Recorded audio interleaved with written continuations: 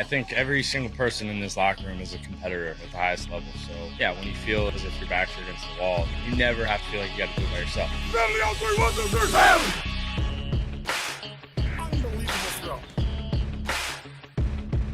Under pressure, sacked by Quinnen Williams.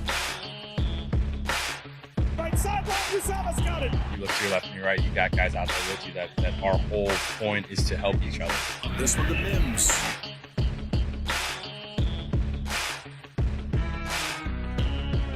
That's Corey Davis climbing the ladder. To be able to go out and lead these guys, just to know how hard these guys work and how important it is to them, and then you get that chance to lead them.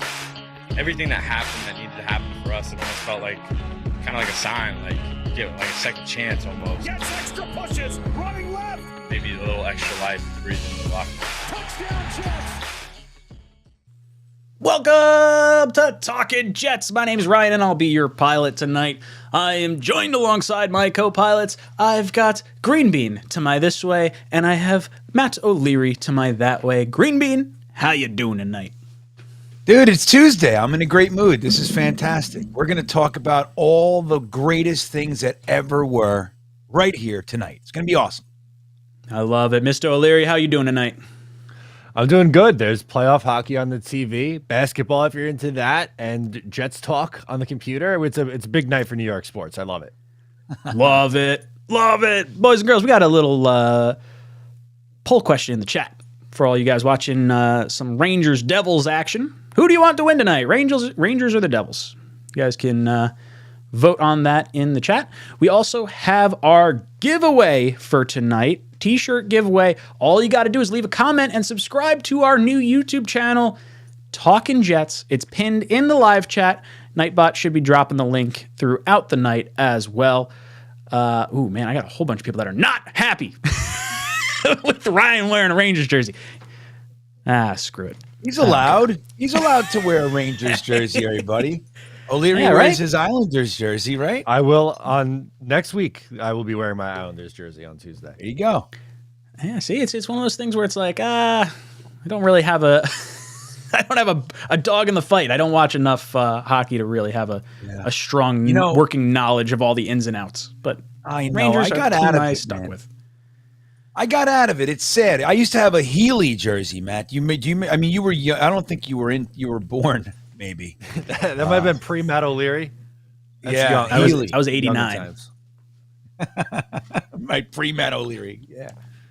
I wish I still had my Islanders jersey. I'd wear it. There you go. Boys and girls, all you got to do is leave a like on this video. If you want to be entered to next week's t-shirt giveaway, drop a comment down below. Get entered into that as well. We got a little bit to get into. Got a whole lot. Where's my topic thing? The first thing I want to get into, this was some pretty big news around the NFL. I'm curious to see how it impacts the rest of the market. This is Jalen Hurts getting a 5-year, $255 million contract. He winds up signing, I believe it was $179 million, fully guaranteed for injury. So a monster deal. That's what, $51 million a year. He's the highest paid quarterback in the league right now. Or at least by maybe a guaranteed money sort of. No, it can't be guaranteed money because Watson has more than that. I guess total value of contract. So I guess the thought is with Herbert, Burrow, and Lamar Jackson all looking for contracts. Matt, I want to flip it to you. How do you feel about the Jalen Hurts contract overall, and then maybe where it could lead with these other quarterbacks? Yeah, I mean, I think it's great. I think he deserves it. He took a massive step and took his team to a Super Bowl and was excellent in the Super Bowl. I know they didn't win the game, but they didn't lose the game because of Jalen Hurts. Hurts couldn't really do anything else. He was spectacular in that game. And the cap hits aren't that bad. Supposedly over the next 4 years, it's 6.15, 13.56, 21.77, and 31.77, which is some pretty nice cap flexibility there. But he took that jump, got rewarded, and I think Joe Burrows is going to look even higher than this one in a few weeks. Now, how do you think, well, I guess I'll get Green Bean's thoughts on this, and we'll talk about a little bit about the Lamar side of things. But Green Bean, how are you feeling about Jalen Hurts getting $255 million with $179 fully guaranteed? Let me come at it from a different angle. Last year at this time, I have Eagles fans friends. They were literally talking about the need to get rid of him, that he's not going to be this or not going to be that. So just to use this as an example of just because we don't believe in someone at the moment doesn't mean that their career is over. Now, who am I, applying that to? I'll leave that to you guys. Denzel. I'm just going to leave it out there. But, it's a funny thing, man. I mean, look, dude, Super Bowl and, the richest contract and all that jazz.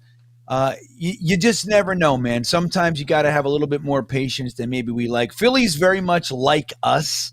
They're impatient, they're loud, they're obnoxious. In my opinion, they're worse. They're the true yucksters of the NFL, in my opinion. But look, here he is. So good for him, right, man? It's a pretty big deal, dude. Yeah, for sure. I'm not the biggest fan of the Philadelphia fan base. I feel like they're a little off their rockers, but I would say they are comparable to like maybe the fan rowdiness that is maybe the Jet fanhood and whatnot. But yeah, $255 million, fully not fully guaranteed, but well deserved by Jalen Hurts, where he took the Eagles last year. And if I'm looking at like, I would say like really mobile quarterbacks overall, you'd be hard pressed to like. I mean, outside of Mahomes, Jalen Hurts looks like he's got a really bright future. I mean, he is so much thicker than like Lamar Jackson is, and I think that's kind of where this sort of leads me to wonder how Lamar's feeling. He sees this monster contract get dished out, although it's not the $200 million fully guaranteed that we were, kind of speculating Lamar wanted.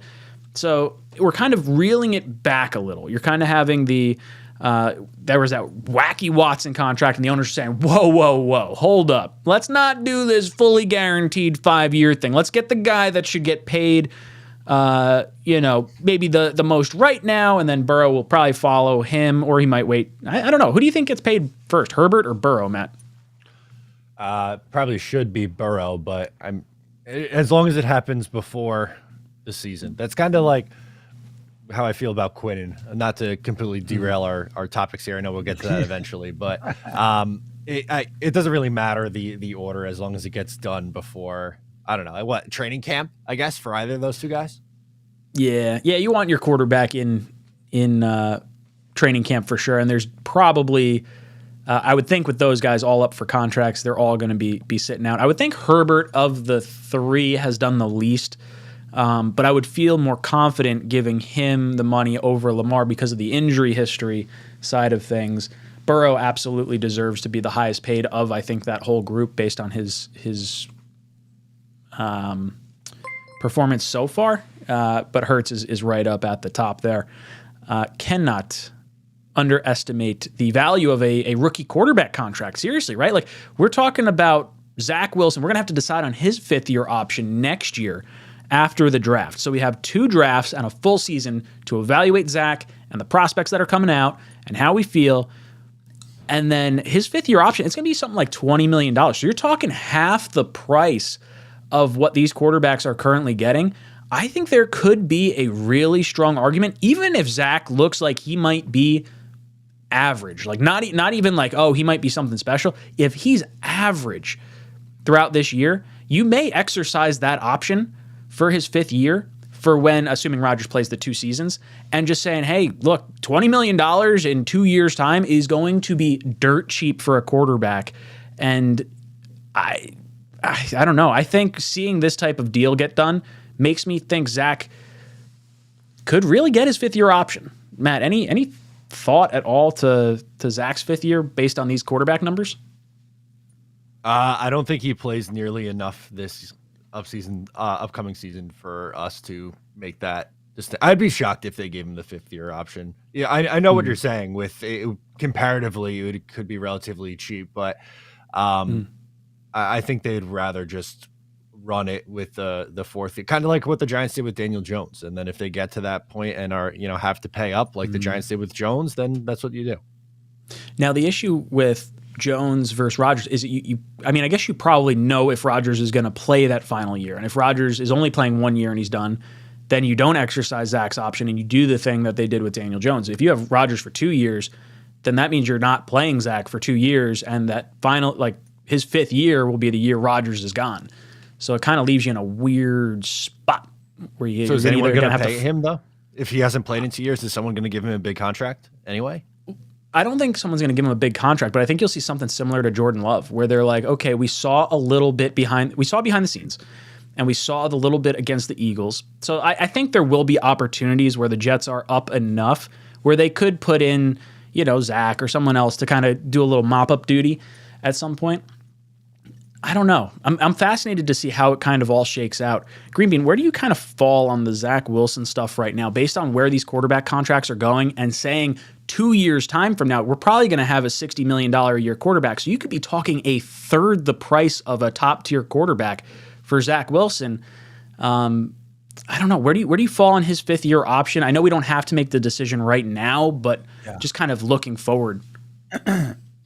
Well, a couple things. One is like you said, if he's even average, I think it makes sense to do it because it's significantly cheaper than. But then, do you think he's going to start or whatever? You have to look at all that stuff. I think this year is really big because Nathaniel Hackett doesn't know who he is, right? Like, so we don't know. This new staff, they don't really know who Zach Wilson is. We got rid of Elijah Moore in addition to LaFleur and Benton and Miles Austin. Like, they're all gone. So it's going to be interesting to see what they think. I mean, Nathaniel Hackett could say, look, this guy, I don't even know what the problem is with this kid. He's amazing. And he could be hitting, dropping dimes all camp and practice and everything. Or he could be like, I can't reach him. He's lost. He's got the yips. He's stuck one way or the other. But the only thing that I'll say in addition to that is even if you do the 5th year option, if Zach is feeling good, he could just hold out too. He could say, I ain't playing on that. I mean, he could. So it doesn't really, you know what I mean? These days, I don't know. But I think, if he looks good and they like him for after Rodgers, I think it's smart to do it. I think you're probably right on that. Tonezilla drops in with the super chat, says, lifelong Packers fan here. And here to say we do not claim the fans saying Green Bay has leverage or that we deserve number 13 this year. Dig the show, by the way, guys. Well, we're glad to have you, Tonezilla. It's nice to have a knowledgeable Packers fan in the chat. And I think it's one of those situations where, we've kind of been saying it. There's not really any reason for the Jets to get the deal done before the draft. I think a lot of people feel like it's going to get done during draft day because of the drama and everything that goes around it. And I would say I'd probably put my money on that. But yeah, I don't think the Packers have leverage right now. I think their leverage happens closer to training camp when there might be a little more pressure on the Jets to get the guy in the building. But yeah, I don't know. Green Bean, where do you think, do you still feel the leverage is maybe Jets right now and swings back the other way? I know we've been talking about leverage for like a month and a half now. Leverage. I will say this, Tonezilla, you are officially in the T-shirt giveaway. You qualify with that super chat. So just know I'm keeping track. You're in, buddy, if you hang out all night. We do it at the end. I see another chat message from you, too. You think, you're going to get the 2nd, Corey Davis, Rutgert, and a 4th. I don't know about all that. I mean, I think it's like there's just so many potential scenarios that we can explore. I mean, it's literally endless, right? I mean, there's just so many combinations, and we've done most of them. I don't see Rutgert going anywhere in particular, Rutgert. Even though they're bringing in all kinds of tight ends and this class is super strong and all that jazz, I still don't see Rutgert going anywhere. So I'd be blown away. But as far as, getting a, like you said, you're not claiming the fans that say Green Bay has leverage. I really do believe that this is all done. I mean, Rick Spielman came out this past weekend and just kind of, he almost laughed and he just said like, where's the maximum splash? You know what I mean? If you look at maximum splash, it's the draft. And just like Philly did last year and the Ravens did last year, like there were big trades during the draft. It makes more noise. It's more tension. It's bigger. Ooh, like, you're on the clock and you're looking and then, oh my God, and do, and the thing changes. Who's it going to be? And it's a whole bunch of stuff. And then this way the NFL gets to squeeze every drop, all these guys just keep talking about this and that. Now Ian Rappaport came out today and said, well, it could happen next week too, everybody. Don't forget, we still have a whole nother week. And it's like, I don't know. I think it's done. I think that it's just when they look at the maximum income potential, it's to drag this out till the draft, squeeze, and then we're going to see the trade. The trade's going to be a second this year, maybe a second or first next year with a third comeback, or maybe it's a third this year and a first next year with some sort of comeback if Rodgers retires. I think it's all going to happen that way. It's going to be very realistic, but I do think Corey Davis is a part of the trade. And I think, and rightfully so, I think it makes a bunch of sense on both sides. So, yeah, that's what I got for that one. But, don't forget, Tonezilla, if you want to wear what was it, Wall Street Wilson shirt, stick around. Oh, no, we can. I'll send out I've been sending out the ejected T-shirt. I feel like that's the fun. Oh, did I tell? Yeah, I think I like told that. Matt and Greenbean.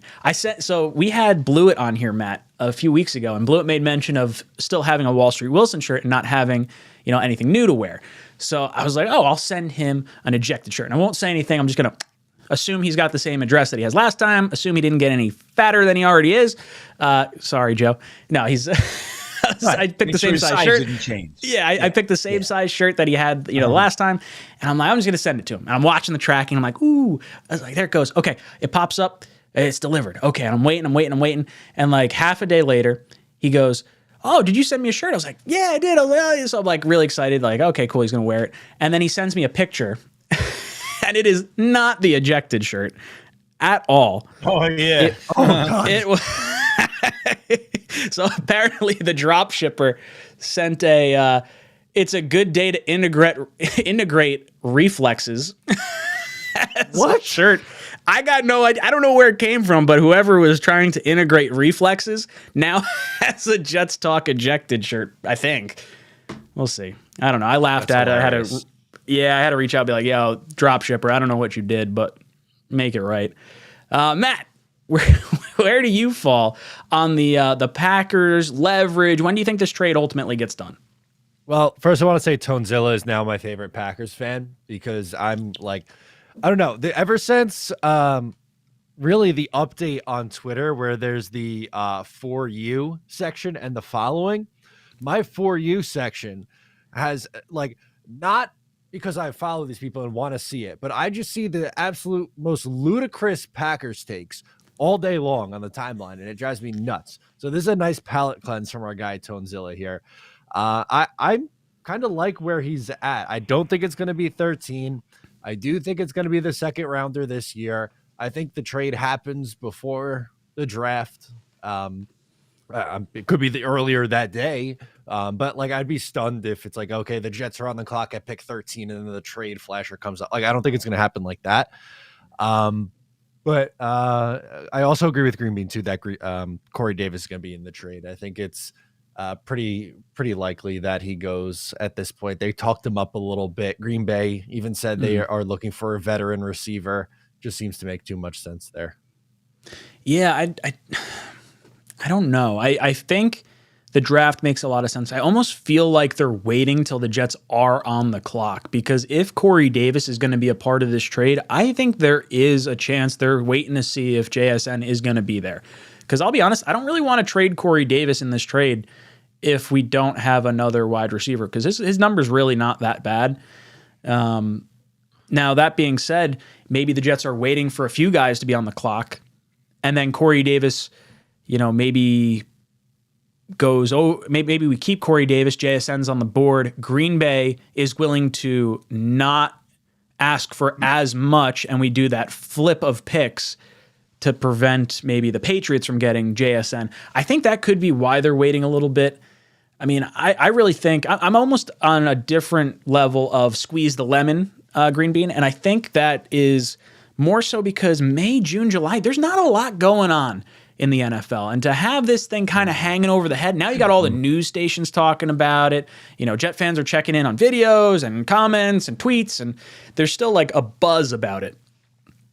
So to me, I get what you're saying, but the A.J. Brown trade in the draft and the Marquise Brown trade in the draft, those don't jive, I think, with the same thing as Rodgers because of his contract and because of what's being asked for and the age of the player.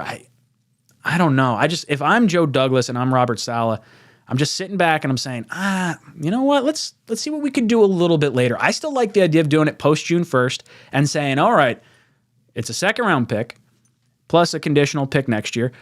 But if you eat some of this signing bonus that you guys signed him to, we'll give you the unconditional 2024 first that you were asking for. I think that's a carrot that we could dangle. I don't know. I would love for it to happen on draft day because we're going to all be like going nuts when it finally goes down and we'll actually have the reaction like live when it happens. We'll see. Right. See where it all goes. 𝐒𝐫𝐞𝐞𝐫𝐲 drops in and says, with the draft coming, Aaron Rodgers trade, Quinnen Williams contract, what else is there for the Jets to expect after? I don't think the Quinnen Williams contract gets done until the eve of training camp. This is probably going to be our Darrelle Revis moment for Hard Knocks because I do think the Jets wind up getting that. I do think the Aaron Rodgers trade happens a little bit sooner than that. And then after that, what are we going to talk about? Green Bean, after Rodgers and Quinnen's contract, what could there possibly be to talk about? Well, there's plenty to talk about, man. We have all kinds of stuff with Morstead, and Morstead's going to be a big story this off season, right? We got to see if he's an improvement over Braden Mann. We got to look at that. Did you see they tried to trade Braden Mann? Yeah, supposedly he was close. It's wintertime. I've got a bunch of snow. I'm going to try and sell you guys. That's funny. Sold Blake Cashman last year. I mean, That's true. You're right. Got to give You're right. it to Joe Douglas. I mean, look, the thing is, dude, with Braden Mann, it's a shame because he's young. He's going into his 4th year. He's got a super strong leg. He's great at onside kicks. He's tackles.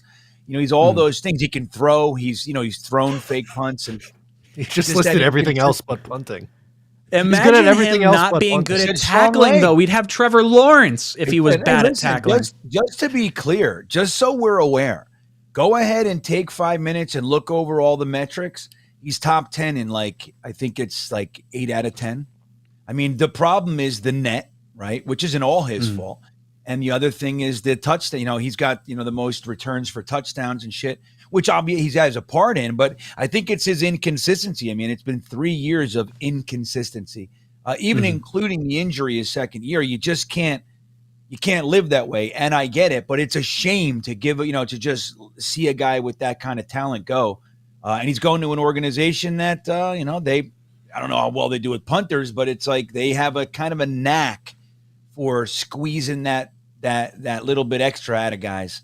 And it's a shame. It just sucks. It sucks that it didn't work out. Morstead is fine, but Braden Mann was ahead of him in most categories. If I remember correctly. It's the consistency, like you said, because it was.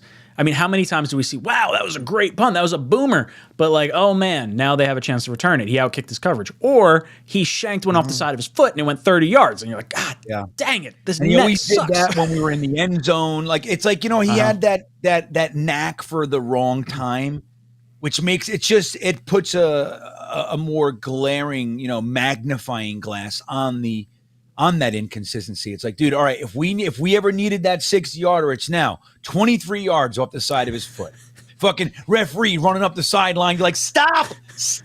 Where is he going? He just keeps running. Here we are. That's the worst. When you see the ref just going he's walking, he's like, please stop moving. Come on. No, you can't go another 5 yards. 10 yards, what? They got to figure something like that out. They got to put some sort of sensor on the sideline. Why are we still waiting? The guy's like, I know exactly where it went out. You trust me. I know. It's going to keep running. Here it is. Like, what? Where it was nowhere near that. They just think, they do whatever they think, these refs. That's what I'm convinced, especially on that. Dude, it drives me nuts when you have the technology to be able to put a chip in the ball to know if you've gotten a first down, if you've gotten a touchdown, if you've gotten a ball out of bounds. You have that technology and you're not using it. It's almost like I feel a different way than a lot of baseball fans. I think it's ridiculous that we still have an umpire calling his own strikes and balls behind the plate. I get the theatrics of it and the sliding into home plate and stuff and the calling, you're out of here. But I'm sorry. There's a consistent box that we could track digitally all the time, and everyone would have the same exact constant. Dude, that sort of stuff drives me nuts. There's certain things in sports that I think are fun and I think are nuanced, but when it legitimately like is like, wait, that's a ball, but the last guy that was up, that was a strike. Like, how does that work, man? I want to hear from you. How you feeling about like some of those little nuances in sports? Robot umps today, tomorrow, and forever, baby. Let's go. No more. Let's take the human robot element out of it. Robot players. Why let these flawed humans swing a piece of wood at a leather-coated rubber band ball? Why? Just have fucking robots do it. Why have fans? No, Let the robot watch the game. Green bean, I'm gonna throw gloves. the mitts are coming off. Freeze him, dude. Freeze him. Freeze him. I gotta get back into my little TikTok. Shut up. No, freezing the robot. Come on. I'm sorry. You gotta have consistency when it comes to certain things. The strike box, being able to measure first downs. Like, how many times have we seen like stupid like? I don't know. Like the ref runs in and they're like, oh, it's probably right here. Or there's a scrum at the bottom of the pile. You're telling me you can't like digitally. I love how Green Bean's yelling boo in the chat. I gotta, we should, oh, you know what? Watch this. Here we go. And boom. What? Oh, come on. Yeah. Oh. I have too much power. What do you do? Hey, you're frozen. Shut up over there, Matt. What happened? What'd you do? You'll find out in 6 seconds. Green Bean doesn't often go old man yell at cloud, but that was very old man yelling at cloud there from our guy Green Bean. Green Bean, I banned you to the shadow realm for 300 seconds or whatever. Sorry. Whatever. I don't know what 300 seconds is. It's a few minutes, I think. 5 minutes? 6 minutes? 6 minutes. Yeah, So where's the shadow realm? Where am I? Shadow realms, I don't know. Try posting. I don't know if you could post since you're a mod. You might be able to. Oh, you have been placed in a timeout. Put him on ice. Hey, no qualifiers while I'm in the shadow realm, everybody. Oh, no. Oh, no. I can't believe Ryan has turned I'm into here. Emperor Asmin. I didn't know I was Emperor Asmin. I want like a cool title. I don't have a cool title. Yeah. I think that's cool. Ridiculous Ryan. How's that sound? Ridiculous Ryan. A little R&R never hurt anyone. go. Blitz Crew hops in. Says, I hope Zach will make us pay this for him someday. Yeah, I would love to have that kind of issue, right? Like, oh man, you got to pay your quarterback $51 million a year? Yeah, I would love to have that issue. I mean, we're just trying to trade for a guy that we can pay $60 million this year. Come on. I don't know. Yeah, it's. I mean, eventually you got to hit on. I mean, I was saying you can't miss on a quarterback in the top 5 2 times in a row, but here we are trying to trade for Aaron Rodgers now. So maybe I'll be quiet. Maybe I won't say it's going to happen eventually. We got it. It's happening. It's gonna be there. Michael hops in. Michael says, you three are part of the most informative Jets podcast. You tell it like it is. You don't sugarcoat it. Jets fans since 1970s. Let's go. Michael, well, thank you for hanging out with us. That really means a lot.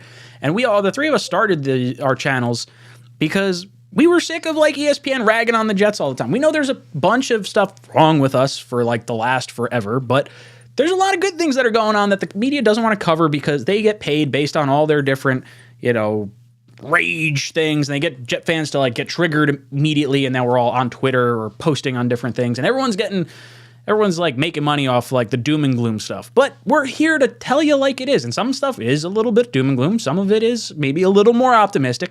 I actually had some jackwagon post on one of my videos. He goes, this guy's a homer. I'm like, hey, asshole, what'd you think this was? Just Talk 24/7 was talking about airplanes or something?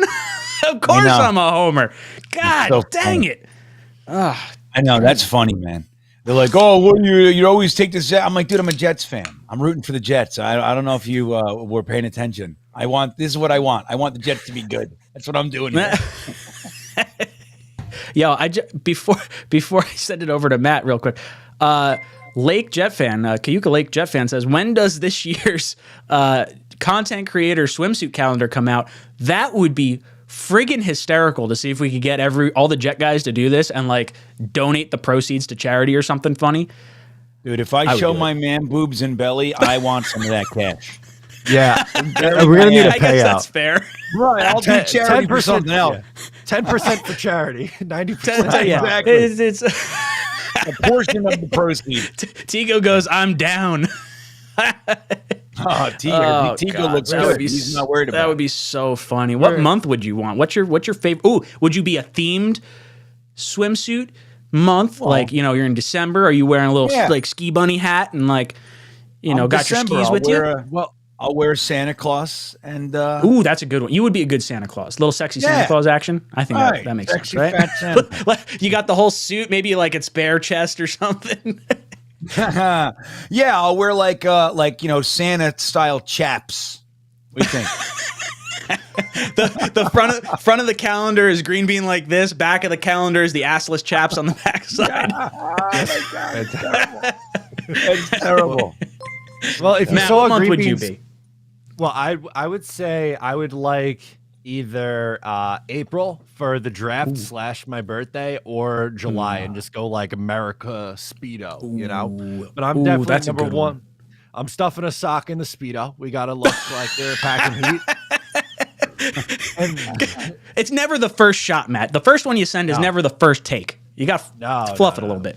yeah, fluff it. And I don't know if you heard Ryan Greenbean's clip from earlier today. We might need to get an audio version of this calendar because he got the sex hotline voice down. I know. It's It's beautiful. so funny. I'm glad nobody's watching it. I think I got like 16 views. But I love that. It's funny. I almost I forgot I put that up. I wasn't gonna. I said, we just throw it up real quick. Now I got to go look at it after this. I'm glad you did. It was you did. Hey, big boy. It made you laugh. how you That's doing? it. If it made you laugh, I'm happy. Oh, it was great. Oh my Highlight of God, my that's day. amazing. If I had to pick a month, I think I would pick like October. November's my birthday, but I've always loved Halloween. So doing something like ridiculous for Halloween would be kind of fun. So maybe Halloween jack-o'-lantern chaps. yeah, you it'd be go. great.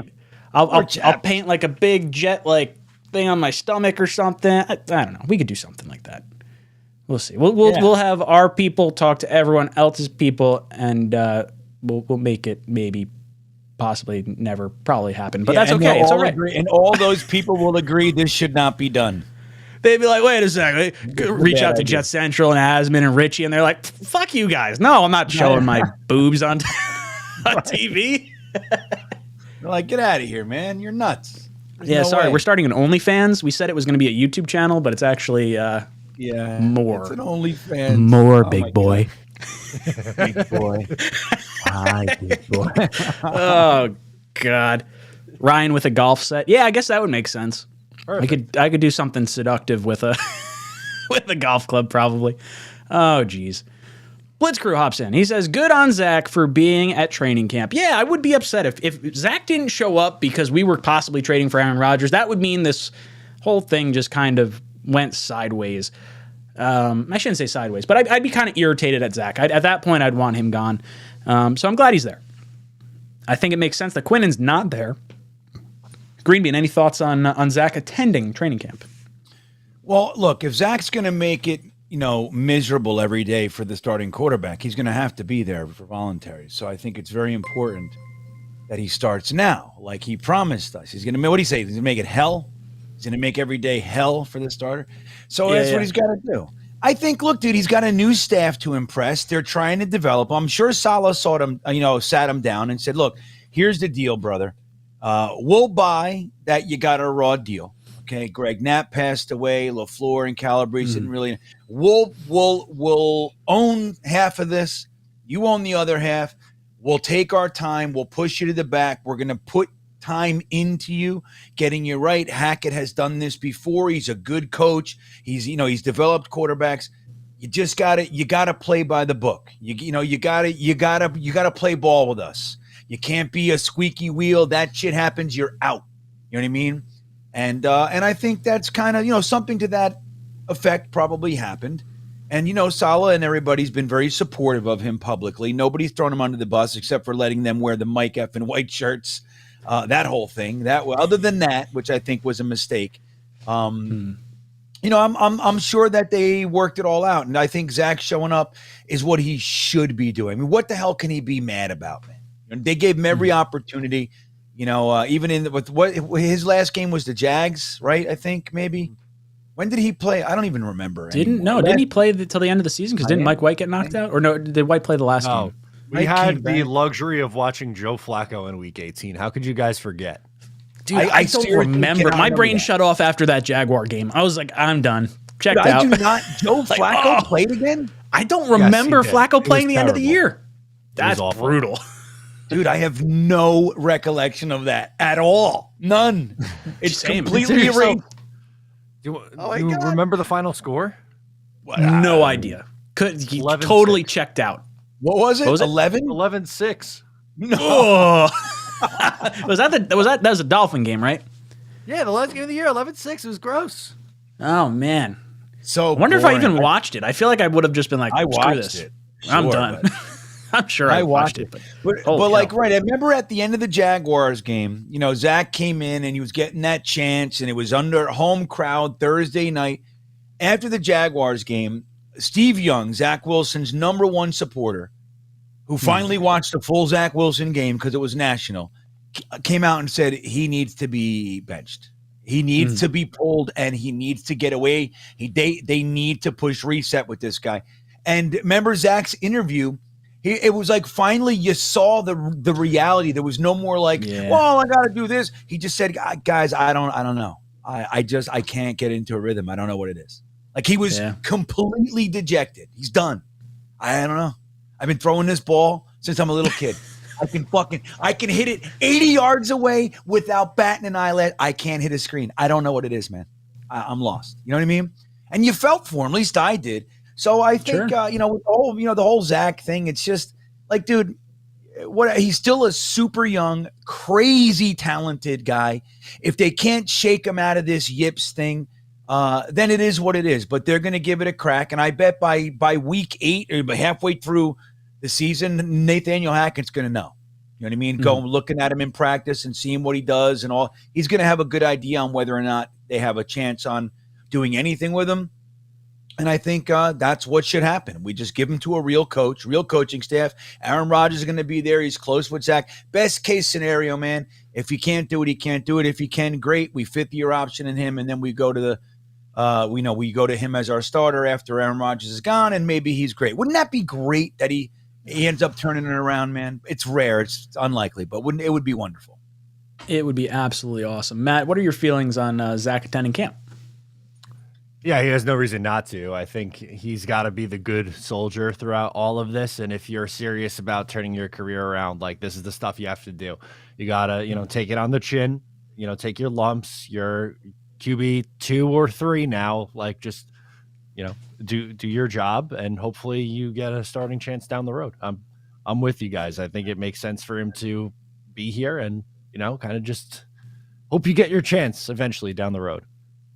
Yeah, I think one of the reasons, aside from Zach just not performing well, but I think part of it is, he got handed the keys to the castle right as a rookie, and you have all these veterans that have had to fight and scrap for their jobs for their entire careers, didn't get anything handed to them, and then you have this situation where this young kid just could not get out of his own way. Clearly, the teammates kind of like there was a shift at some point, and the nice thing about the NFL is there's about a 30% turnover roster-wise year over year. So you're talking in 3 years' time, assuming Rodgers plays 2 seasons, 3 years' time, Zach Wilson would be on the roster with only 10% of the same team he had at the end of last year. So there is something to be said for him earning his lumps throughout training camp. He's working with the backups. He's working with, all these other players, and they're seeing him have to fight for his spot. I think maybe that's enough, potentially, to kind of get him over maybe some of the mental hurdles of things, because I think maybe knowing that your team is kind of like, oh, you're the thing that's holding us back. That weighs on you, I think, over time. And you try to do too much with the ball. And I think we saw that happen with Zach a pretty good amount. The Milton Fung drops in with a $20 super chat. Love it, dude. Thank you so much. He says, I know it's crazy, a long shot. He's available at 13, but any chance 𝐒𝐿𝐴N𝐜 can play center in the short term, he's hyped to be able to play anywhere. But if DeJuan Jones or Anton Harrison is available in the second, I think I would try it. That is interesting. I hadn't thought of that type of scenario where you maybe put 𝐒𝐿𝐴N𝐜 at center. I don't like taking center in the first round, but you're not necessarily taking center, I guess. You're taking that guard tackle, a versatile offensive lineman.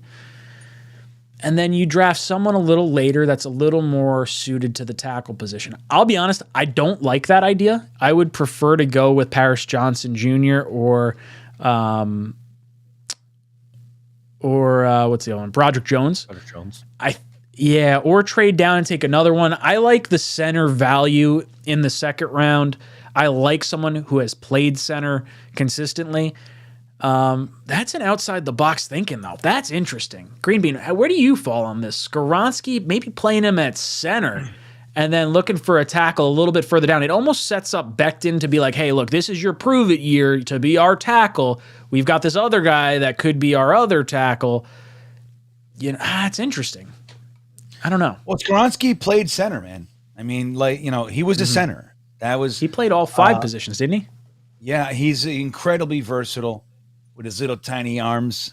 But I love 𝐒𝐿𝐴N𝐜. I mean, look, I really do think, though, you know, it's probably time the Jets, Joe Douglas just goes and gets themselves a nice premium style center. Just get a real center. I see what you're saying. There are ways to kind of be creative and have some fun, but I think that's risky what you're talking about.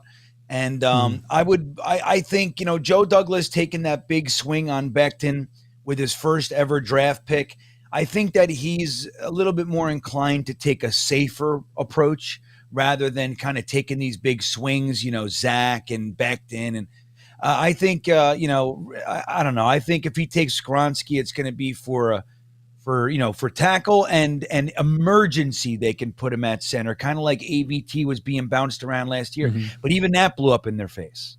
So I don't know. I don't think it's realistic. Milton Fung. I don't know if it's realistic, but I mean, you could, but I don't think so. Matt, where do you fall on this? You know, possibly if 𝐒𝐿𝐴N𝐜 falls down to 13, do you consider taking him knowing you could plug him in at tackle or guard? He is kind of projected as a guard, I think, is what most people have said. But maybe playing center in the short term might not be the worst idea, since that is the big glaring hole on the offensive side of the ball. I think in a year where you're going for it, to draft someone in the first round and then play him at a position that he didn't play in college is crazy town. I wouldn't do that. Now, guard or tackle is completely is different.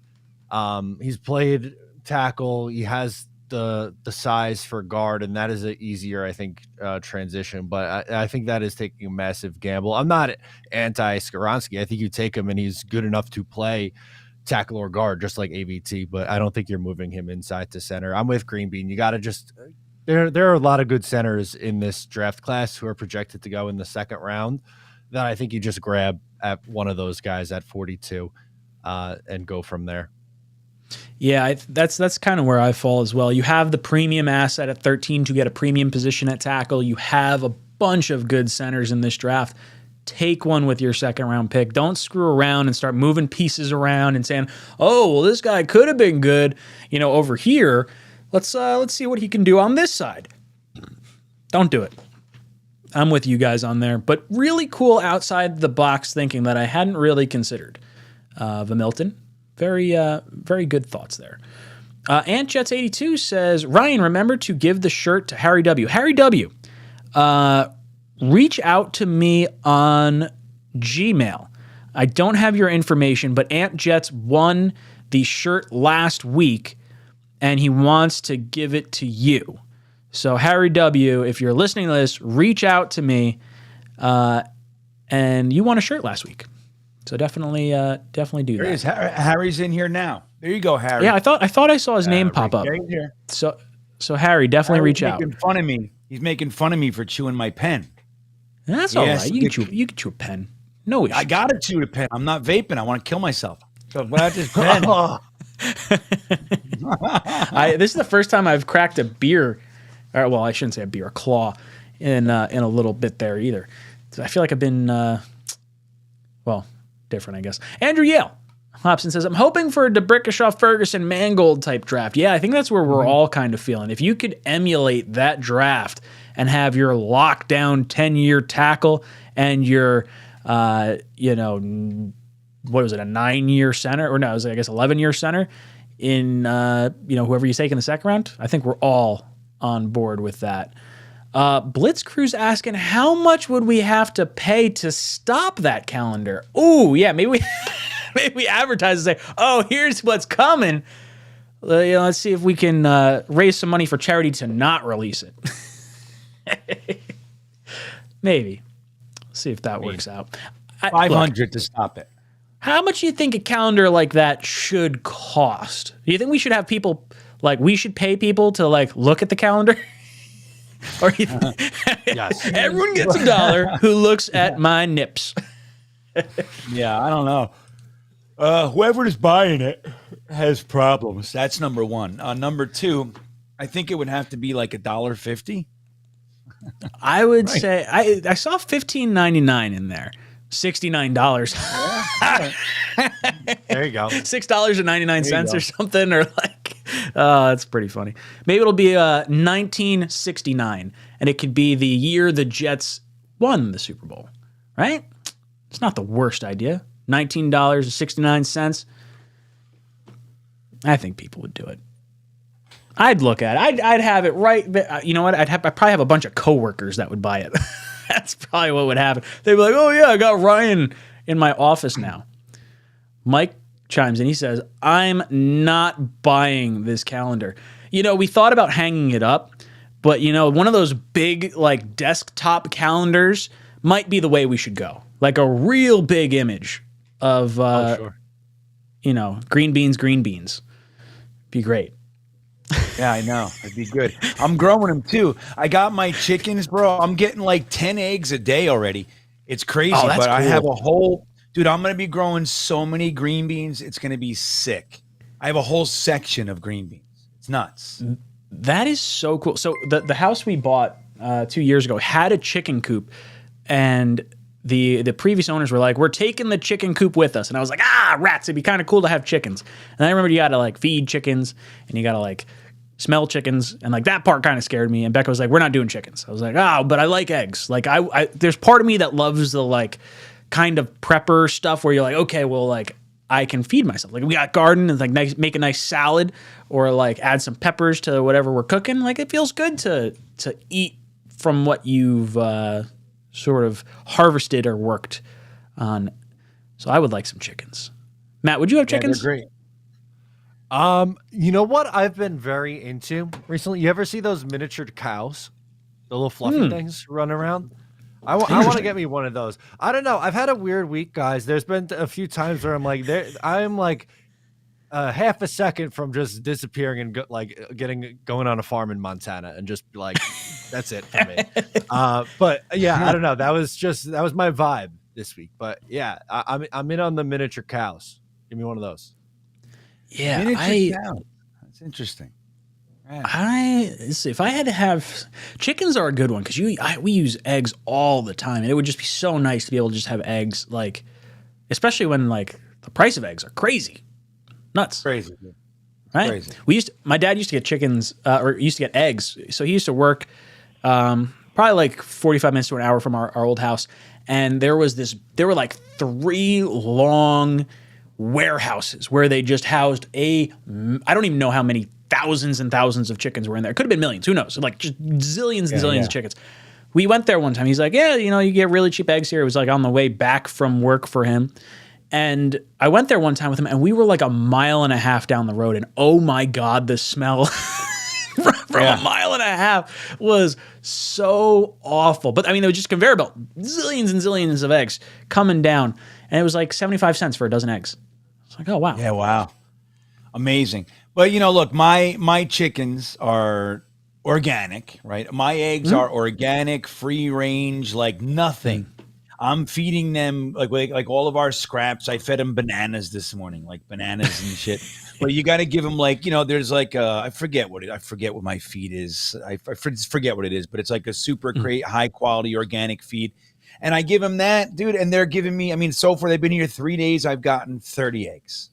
Oh my God. That's insane. We had breakfast for dinner night like last night, and I have almost 3 dozen eggs in there. Still. How many chickens do you have? 15. Wow. Oh, that's a lot of chickens. I'm gonna Do you get got a some big more coop? too. Yeah, you want to see it? I do. Yeah, I'll show you. Hold on. That's if you go to my Instagram right now, you can go to I put a little look like 3 little Instagram on my feeds back. You'll see we made a little video of like the whole. I have like a little electric fence around it. All my chickens, and you'll see the coop. The guy, a friend of ours, built the coop on a trailer, and he just drove it over. Oh, well, that's pretty cool. Yeah, he's like, now look, it's on a trailer. He's like, I wouldn't take this thing cross country or anything, but if you need to move it, he can move it. But it's big. That is neat. I could fit 50 chickens in there easy if I want. What? No way. That's got to be a lot longer than the video makes it look, I think, right? Did you see That's it? huge. Yes. Yeah. I'm looking. I just watched it. Very cool. Yeah, I mean, it's probably 12 feet long, something like that, maybe. Damn, There's that's 8, awesome. There's 8 laying bays, But it's a weird thing, dude. I'm telling you, I'm actually looking into digging my own well, like hand digging a friggin' well. I don't know what happened. That's got to be brutal. I'm gonna get a shovel. How far down you got to dig to hit an aquifer? Like that could be a long ways down. My neighbor knows. I'm out here, dude. I'm out in the middle of where everybody knows shit. You know what I mean? Everybody knows shit out here, bro. I want to learn. Like I want my own water, dude. Anything happens, like electric goes down, I want electric. And water goes out, I want water. My chickens, I want eggs. I'm with you, dude. You know what I mean? I like that. So we don't have a generator right now because we do have a well here. I don't have city water or anything. Yeah. But we've lost power a bunch of times. So obviously when you have your own well, you have a well pump. So when you lose power, you don't have water. So all you people that have city water, it's You got to get a hand crank. Yeah, dude, it's a pain in the ass. So we were looking at a generator to kind of keep the refrigerator and some other stuff going. I like that stuff. I like being able to kind of rely on my own knowledge of things. That goes the same for fixing stuff. Like I hate calling repair guys. I'd much rather sit on YouTube for 4 friggin' hours learning how to fix something and spend twice as much time as it would take to fix it just to get it done and save a few bucks. And just the thought of oh, things go sideways, I know I can do it. That's kind of nice. That's it. I mean, I got a generator. You know what's funny, dude? I did I'm going to make the video too. I recorded all of it. On Saturday, I had a couple dudes come over. I had a green bean becoming Virginian weekend, right? So I had guys come over. I had to chop down a tree. So, so I had all these guys. The one guy texted me. He's like, bro, one guy has a cowboy hat on and other guys, he's military so we had these 3 guys with beards and chainsaws. And he's like, dude, this is illegal in fucking 20 states, what we're doing. And then it's afterwards, I made everybody lunch. We had sandwiches and we went in the backyard and shot shotguns and ARs. And it was I'm like, where am I? It's all in my yard. What am I? That's crazy. Everybody's that's very normal here. Do you have a wood burning stove? No, I'm going to though. Ooh, dude, they're great. We got one. That was not one of the reasons we got the house, but it was one of the things we really liked about the house was so we have trees that'll come down occasionally, and I got fucking stumps this big, big logs that I got to go through the splitter, this summer. But loads of firewood. That thing pumps out a ton of heat. We still have two 275-gallon oil tanks, and I'll keep the house at 73 degrees. So I'm just feeding wood into into this wood burning stove, and it feels so good because it's I'm heating my house. Like power goes out. Guess what? The wood burning stove still works. Wood burning stove is still what, dude. It's right. I mean, all that stuff. Like we've become so reliant. Very similar to how you're talking about. You want to see sports go. Well, all these fucking robots and shit like that. We got Totally different. Totally different stoves. I mean, I've got the smart home stuff that I turn stuff on and off. There's things that piss me off about it. Wait till those guys. Wait till Google just says lock in everybody. You're like, Google, Alexa, open the door. No. Alexa, open the window. No. That's what's gonna happen. You'll see. No. Dude, internet goes out. I got it pencil sucks when you have sharpeners. like. So I got to get like the Hue lights or something because those things are supposed to be way better than like these knockoff brands that I've been buying. They're I got a awesome. zillion And they devices look on my good, Wi-Fi. too. They're amazing. What was that? No, they look great, dude. I actually had those Hues for like I had a small little set for behind the TV. Yeah. I back love in the my lights house. behind the TV. Oh, Yeah, they're it's my amazing. favorite thing. Dude, it's like Hue's the it's a best. built-in night light and like the contrast difference. Oh, I know we're not talking about jets, but this, Yeah, we this are. is where you get to at this point in the night. I know. What are we gonna do? Can't make shit up, can we? You guys want to talk? Hey, who's got leverage in the Aaron Rodgers trade? Right now? Oh, stop it. I think the pellet stove and the wood stove are way better than the talking leverage at this point. I feel like everyone's probably sick at this. Oh, everybody's sick of us. God. Ryan's going to be churning his own butter with a bonnet on soon. I don't know how to do. I don't know how to churn my own butter. Be surprised. I am a little gardener. I have a green thumb. I think I do at least. I'm pretty decent at it. But like I love growing our own stuff. Doing our own stuff, having our own like stuff, being off the grid. If I could do solar panels on my house, I would do solar panels on my house too. But unfortunately, like the south facing side of your house when you're up in the Northeast, unfortunately I have like windows and and like dormers or whatever. So like I can't put any solar panels. I'd have to put them like in our front yard. I'm like, I'm not going to do that. That just sucks. I'd love to. I want to do the solar too. I have generators, but I want to do the solar. But the whole thing, like the government will give you your things for it's not real. You know what I mean? No, like, it doesn't some work like of it that. is there's subsidies. I mean, there is stuff like you get money off, but you still got to put a whole bunch. It's not cheap. Yeah, my neighbors have them. They lease their solar panels and they pay, a little bit less than they would their electric bill, which I guess makes sense in the end. If you're paying a little bit less and you're doing it like in a green way, it's probably not the worst decision. I don't know. Red John hops in. He goes, the 4 quarterbacks, the 3 offensive tackles, Carter, Anderson, and JSN are gone. Who are you taking? Green Bean, take it easy on that pen, LOL. Hey, chew the shit out of it. You chew whatever you want to chew. Okay, let's see. The 4 quarterbacks are gone. All 3 offensive tackles. Carter, Anderson, JSN. Who am I taking? Because at that point, you're talking the best corners are on the board. Let's say both corners are off the board too, because that almost eliminates the trade down situation, I feel like. I've heard a lot of people start talking about like, Pittsburgh trading up to get a corner or something along those lines, and the Jets maybe sliding back. I kind of like that idea.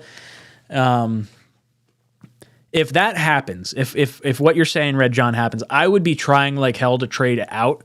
If I couldn't and I needed to make the pick there, oh God! Now let me look at Tankathon and just see who's on this board, so that way I'm not like saying something stupid. I think that's a All right, worst case scenario, right? So the 4 quarterbacks. So Tyree Wilson would still be available in this situation. All the corners. So Gonzalez, Witherspoon. Yeah, man, that's. You know what? If I'm forced, because it's looking like an edge rusher at that point. So you're probably looking at Tyree Wilson. He's ranked the 4th player overall on Tankathon right now. But man, Nolan Smith is 16. I love me some Nolan Smith. I can't get the Jets. I can't wrap my head around it. Right, Matt? Why is Oh, Ryan Jets chaos buying is into canceled. this? Hold on. I was wrong. Jeremy in the chat says Cansey for sure, the defensive tackle. That's probably the right move. That was I was gonna say that. That was Right, gonna be that's my the move. answer. Yeah, that's the right one to do. Ryan, why are you doing this Nolan Smith stuff? He's a 3-4 guy. Every year I fall in love with the player, and there's like no reason for the Jets to go after Nolan Smith, but dude just reeks and oozes leadership. Like, if you could find a home for him and you think he can replace what Quan left and he could be your other linebacker, or maybe he can slot into wherever CJ is afterwards if he can fill that kind of role, dude, the personality is like everything I want in a football player. But it's just the position doesn't make any damn sense for us. That's my issue. I know we looked at the spider chart last time. It broke my brain. yeah. I have that implanted in my. I can't forget that. I just don't. Where is he going to play? What position is he going to play? Put him at free safety. Nah, You're not. He has the size to play free safety. He's like 225. You slot him in at linebacker and you let him do his thing. Just let him, replace Quan with him. That's what He's going to be an off-ball defensive linebacker? tackle is the right move. I'm telling you. Yeah. It's Fuck just, yeah. Look, Why not? I mean, every year there's a guy that blows up the combine, and a lot of the time they don't amount to very much. It's just the way it is. Dude, he would have been a top 10 pick if he didn't get hurt. He's like Hey. really friggin' good. Yeah. Is he putting on 30 pounds too? Like how? Does he need He still to? might How be heavy how heavy is Quan? How much is Quan Alexander weigh? Take a look. But he's not a linebacker. He's an edge rusher. He's got. Yeah, but I'm shy. I think he would play linebacker. I think that would. Why the fuck is this not going? Okay, let's see. Quan Alexander. Stats. Give me something. What the hell is my internet not working right now? Where I don't have actually. I think we're not. Oh, I was gonna say. I was like, what the heck? I don't know. Someone find out how much Quan Alexander weighs. Yeah, give me a second. Because Nolan Smith is 238 at 6'2.5". Not as much. 230. Okay. And how tall is he? 6'1". All right, so he's bigger than Quan. So you're changing it. You're gonna make your edge rusher inside linebacker. Well, I'm going to make him an outside linebacker. Quan's an outside linebacker. Yeah, 4'3" outside linebacker. Like that's basically inside linebacker Jace. Sure. Yeah. We're making Skoronski a fucking center. Sure, why not? That was stupid too. What are we doing? I've lost my marbles. Oh my God, come on. Oh my God. Blitz Crew hops in. He says, I really would like not to have a rookie starting offensive line with Aaron Rodgers. Need vets to start the season. So he's probably on board with Ben Jones at center, Brown at left tackle. So Blitz Crew, let us know in the chat if you don't want a rookie offensive lineman to start. I would assume maybe you're not looking tackle at 13, and then you're not looking center in the second round, or are you just hoping maybe they sit and learn a little bit, would still take them? I don't know. What do you think, Matt? Rookie offensive lineman, you concerned with them being in front of Aaron Rodgers? Not if they're good. I think if they could you. come in and play. Right. Great Well answer. said, man. Sorry, I know that was really, but if they could come in and play right away, I don't know. I'm comfortable with any of the three offensive tackles who, we've talked about a bunch at 13. And if it's a center like John Michael Schmitz, I think he could come in and play right away. If it was Tittman or Whippler, then sign Ben Jones, have him start, and if he inevitably gets hurt or has concussion problems again, then you can go to the center at some point midseason. But I'm not really concerned because I think there's a chance they could be immediate impact guys. Greamy, what about you? You a little concerned about having rookie offensive linemen starting in front of Aaron Rodgers? Nope. Let's take a look. Are you guys upset if Linderbaum was in front of him or Creed Humphrey? Anybody concerned? If they're No, good, but there's a they're few good. other bad offensive linemen that I might be a little concerned about. Well, not at the top of the. I'm saying, like, when you talk about, like, we can't have a rookie center in front of him. Mahomes had a rookie center in front. He's fine. You know what I mean? Lamar had a rookie center. He looked pretty damn good. You know what I mean? So it's like, I think, if you're waiting until the fourth, all right, we got a different story. But if you're taking one at 42 or 43, I think you're going to get a slam dunk center. Just make sure, you trust your staff to get the right guy and all that shit. But once you do that, man, I don't have a concern in the world as far as that. Again, unless you're waiting till the fourth or fifth round and sticking that guy in here. Hey, we signed 𝐒𝐿𝐵𝐽𝐽 today. Anybody remember? That was good. I did. I like that. Good depth signing. Let him earn his salt. Maybe be the swing tackle. I'm okay with that. Before I get into 𝐒𝐮𝐬𝐫𝐞𝐞 and Blitz Crew, Dom C dropped in real quick. He says, in fairness, Nolan Smith is a stand-up outside linebacker and is a phenomenal run defender. Georgia used him all over the field. Love the traits. Hate the fit for our defense. 𝐒𝐫𝐞𝐽𝐿 all day in that scenario. Yeah, as soon as I saw Jeremy say that, I was like, yep, that's the move. That's the right one. That's the correct answer. If they had a 3-4 defense, we might be having a different conversation about it. Totally. Nah. Well said. Nah. I don't care. You guys are both wrong. I tell you though, no, last year it was sauce for Ryan. So say, Dude, man, look, you have every right to speak this way about your boy. Well, see, I have Sauce and I had Nakobe Dean. Those were the two that I really liked last year. And then, the secondary guys, Pickens I really liked, really big fan of Jameson Williams. So, like, there's certain guys I fall in love with that I'm like, all right, this guy's gonna hit. And Nolan Smith is someone I would love to find a home for, but it just doesn't make sense with where our needs are. It doesn't line up. So I agree with you guys. 𝐒𝐮𝐬𝐫𝐞𝐿 The year before it was Zach, right? He was your boy. And the year before that, it was CeeDee Lamb. That's who it was. Oh, dude, I was all about CeeDee Lamb. Remember that, Matt? So yeah, dude, guy. that would have been the pick. I mean, well, Wirfs should have been the pick, I guess, because at the time, like, this is some revisionist history. I was big on CeeDee Lamb, and I was big on Justin Jefferson. Those were the two guys I said, I was like, these guys are going to be really freaking good. Last year, I was all about Pickens. Green Bean and I were about Pickens. Oh, there was something really, how on Instagram now they share like memories of like old stories? There was a memory that popped up. I don't know. I think it went away. I don't know how to find it after you viewed it. So no one's going to believe me, but it was a mock draft from like 2 years ago. And I had the Jets trading up to 17 and drafting Justin Jefferson after taking, what draft was that? 2020? 2020. 2021. 2020. Yeah, that's right. 20.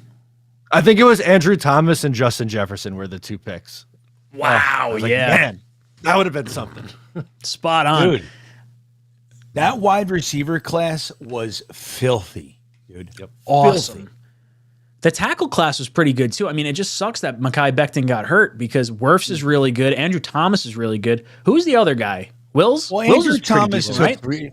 Andrew Thomas took 3 years to get it. He did, but I think he's gonna. Jedrick Wills. He's probably would you say Thomas is the best of that class right now? I mean, I don't know any of the later guys, if any of those guys turned out. Well, I'll good, tell you something. Wait, I want to tell you, we think we got a bad deal. I'm going to tell. I can't remember his name. But Wills? He's Thomas's. No. The guy, the biggest bust of the tackles. But he was Andrew Thomas' right tackle in college. Hold on. Tennessee Titans. Hold on. Oh, yeah. It was Wilson. Yes, that was awful. He was like cut after like not even 1 year, wasn't it? Could you imagine if that was the Jets? That just quietly, they were like, man, they traded him to the Miami Dolphins, I think it was, for nothing. For a next year's 7th. And then in a month, the Dolphins cut him. That's how much of a shit show that guy was. And that was a first-round pick, dude. It was pick 29, but it was a first-round pick. But what we all talk about Becton.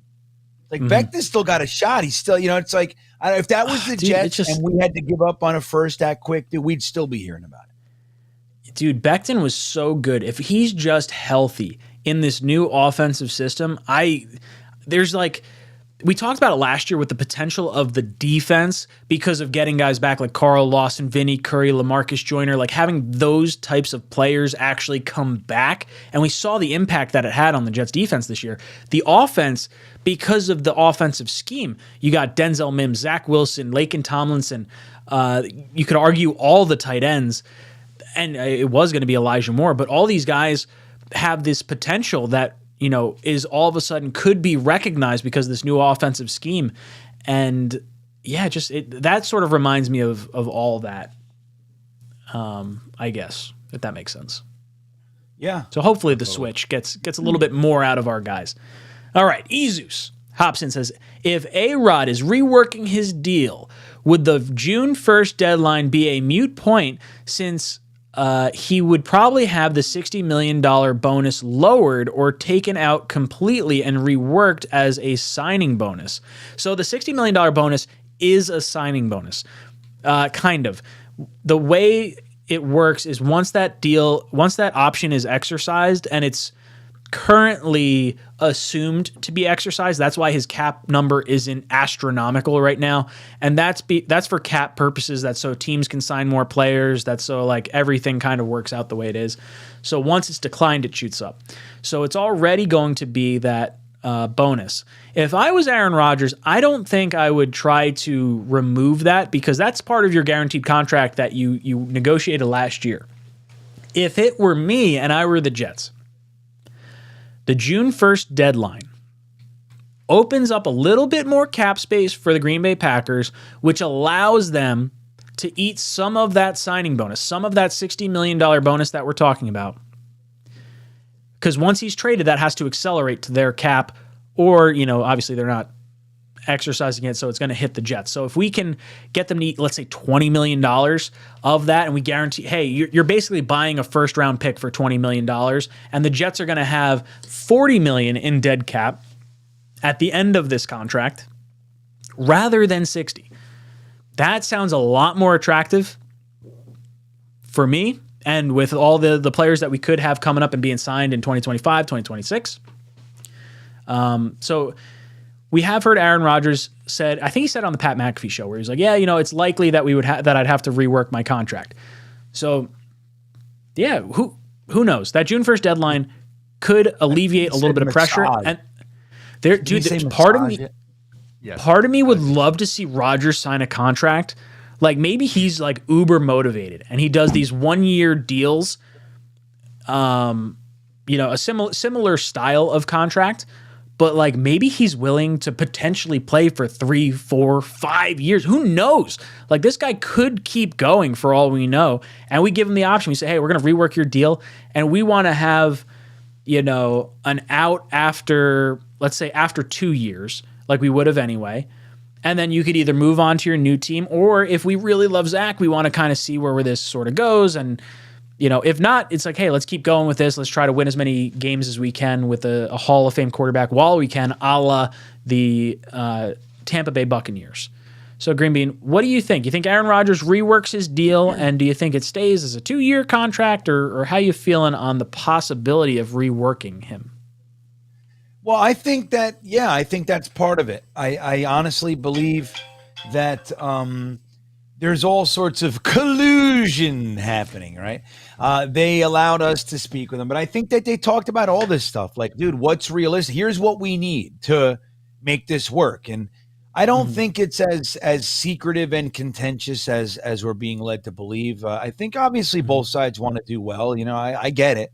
But I think yeah, he's like you mentioned, he's openly stated, you know, look, my contract is kind of ridiculous. You know what I mean? But that's, you know, the Packers signed that shit. I mean, I don't even know how you could possibly put in writing, yeah, if this happens, we owe 100 and we have 100 million dead cap. Like there's just no way you ever allow that to be written, but they did. But I think he will. I think he'll rework it to some degree. You guys know numbers aren't my thing. I'm not going to pretend to have answers on the specifics for you. Ryan's good at that. But you know, I think it's very, very possible because, you know, just like he was rumored to be saying, you don't give him the first round pick. Like there's no rush. You know, you don't have to do that. I think, he would love to see those picks be used to help him win. He wants to come here and win a Super Bowl. Let's make no mistake. Matt, how do you feel about the Aaron Rodgers contract and reworking it? Yeah, I definitely think it makes sense to rework it, especially like when you get down to the void years for the Jets potentially in 25 and 26. Like that's really when I think the reworking is going to have to come into play. Not necessarily for the next 2 years, because I think those cap hits are fine for the Jets, but I don't know if I buy the June 1st date as being the target. Like you have to wait until June for this to get figured out. I think you can get done before then. I guess really the big one is just training camp. Like you go with any of these things, everything has to get done before training camp. But I would anticipate at some point the deal is going to get reworked. I don't know if it'll be before the trade necessarily. I think it definitely happens after the trade, but man, it would be really cool if what if he signed like the Brady deal and he's like, yeah, I'm good with $25 million a year. Let's go win some rings. And all of a sudden that like monster contract that we were all terrified of becomes like an amazing cap savings. Now I'd have to look at Brady's contract and how it all worked out and what he ultimately got fully paid. And Rodgers has never really been one to take less money in the past, but him willing to rework it to be flexible with some of our cap situation would be very, very solid for us. Blitzcrew Hobson says, I hope we get defensive tackle Becton in the second round if that means we don't trade up for 𝐒𝐿_Smith and we get a different center. Yeah, I'll be honest, I don't really want to trade up into the first round. I would love to, obviously I want to make the trade for Rodgers after the draft. So I want to use 13, 42, and 43. And I like the idea of not trading up and getting offensive tackle, center, and then one of defensive tackle, linebacker, safety, wherever you sort of see the value. I think defensive tackle and safety are the two that kind of stick out to me because you could get one of like the top 2 or 3 best safeties in the draft at that point. With defensive tackle, you're probably looking, right around 5 or maybe 6. Kind of depends who winds up going. Green Bean, how do you feel about the Jets using their picks and looking for maybe a defensive tackle in the second round if they're not trading up to go get a center? Wait, I'm sorry. Say the trade again. I just lost. So let's say the Jets, let's see. So Blitzcrew saying, I hope we get a defensive tackle in the second round, even if that means we don't trade up for 𝐒𝐿_Smith and we get a different center. So he's basically saying we're keeping both our picks. Right. How would you prefer to move up to get 𝐒𝐿_Smith, or would you prefer to maybe sit tight and make all 3 selections? I like Keanu Benton, but that's not. There's a couple other guys that I would prefer. But yeah, I mean, look, it all depends. I mean, look, I think what we have to remember is we don't have a center. I know we have, what's his name, from the Ravens, and we got a couple guys that play center, but nobody's a quality NFL starter, right? We don't have one. So that is, to me, need one. That's our going into the draft. It's need one. Now that doesn't mean you use your first on it because of positional value and all those kinds of things. But so if the Jets are looking at that, let's say they have 𝐒𝐿_Smith as the lone first round grade.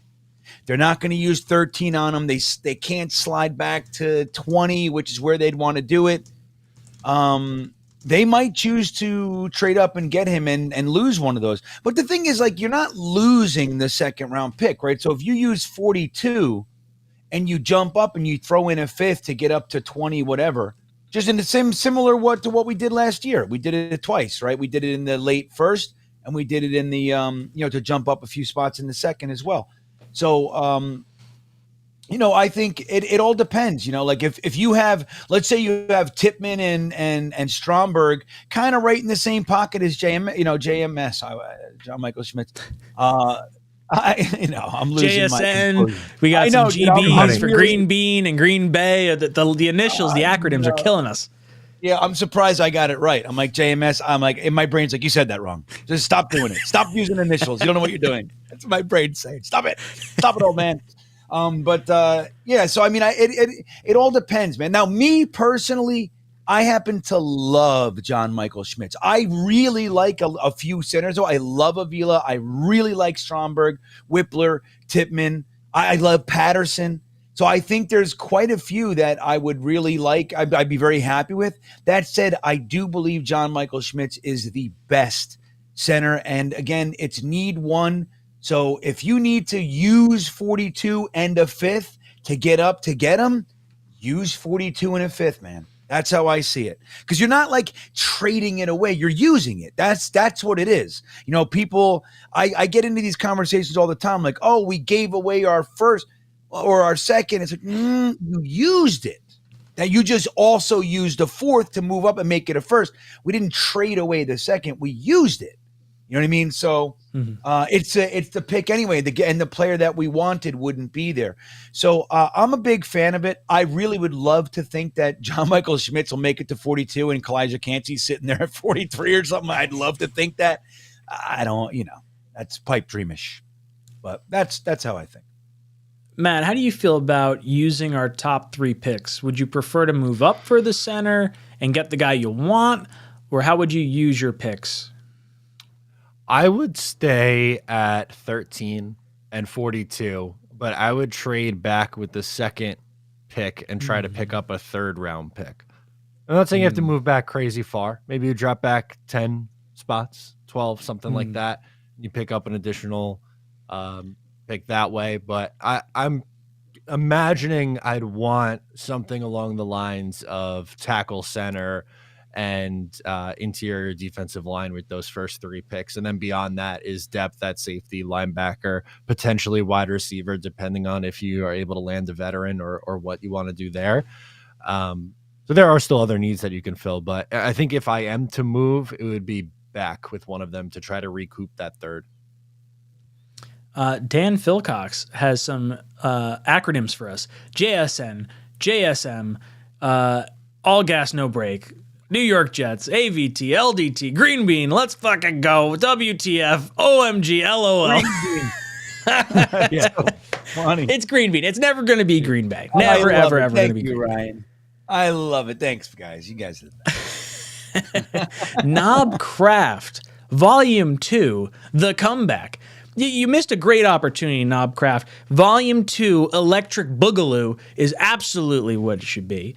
But that's okay. You're forgiven. Ryan, that's the wrong jersey.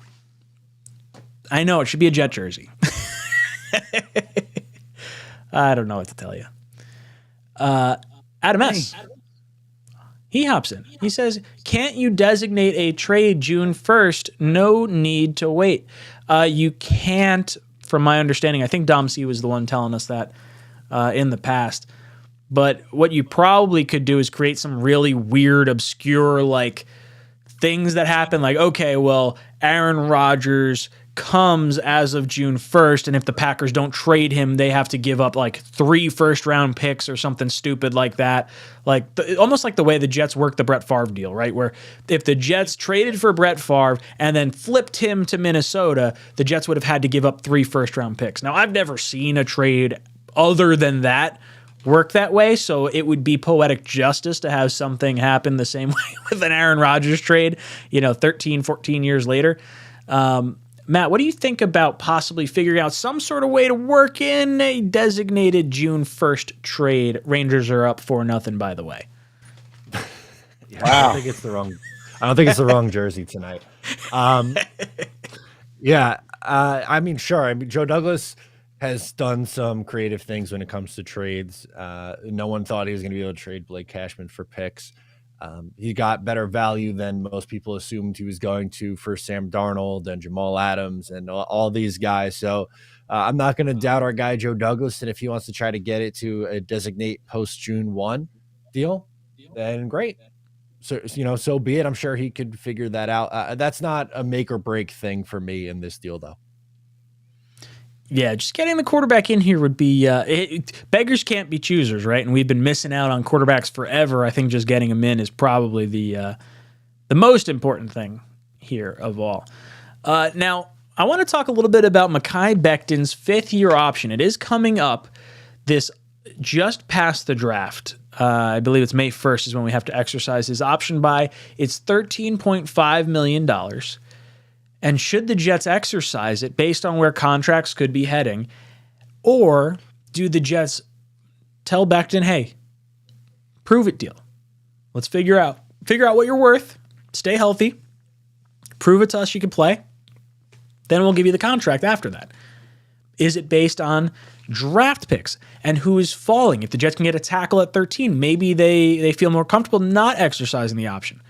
I'm of the opinion that I would rather pay a premium for proven success than guarantee someone who has been injured the last 2 years a fully guaranteed for injury type contract of $13.5 million. So just to kind of put it out there, 13.5 is what Becton would get on the 5th-year option. Right now, the franchise tag for an offensive tackle is $18.4 million. So you're talking a $5 million premium potentially is what you could have to tag Becton with at that point.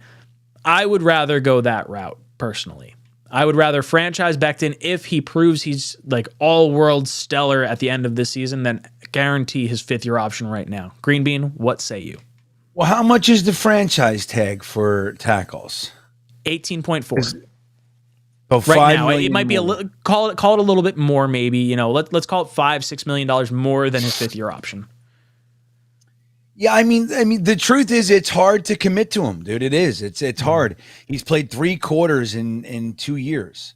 You know, the last time we saw him really finish a game was like 2 games before the end of the season, his rookie year. And that's crazy. Like, you can't 5th-year option a guy like that. Now, I probably would, because $13 million is crazy town, and you can let him know, like, hey, dude, we're gonna do this for you. We believe in you, and everything, but like in the event you're playing well, don't give me any shit. Like with the holding out or this and that. Like, this is for you. I'm guaranteeing you this, no matter what happens. I'd have to have that conversation with him, but I don't think the Jets are going to do it. I think they're just going to say, hey, just like you said, look, you're under contract this year. We're not going to pick that up. If we like what you're doing, we'll give you an extension.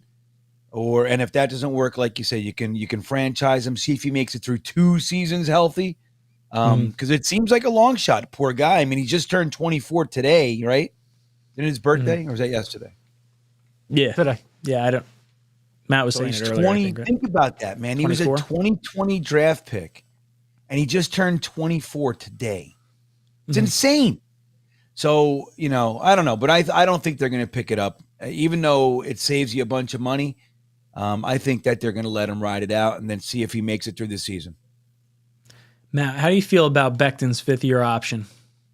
I don't think you can possibly do it. I'm rooting like hell for the kid. I think it'd be great if he was able to come back and play and stay healthy this year. I think that'd be fantastic.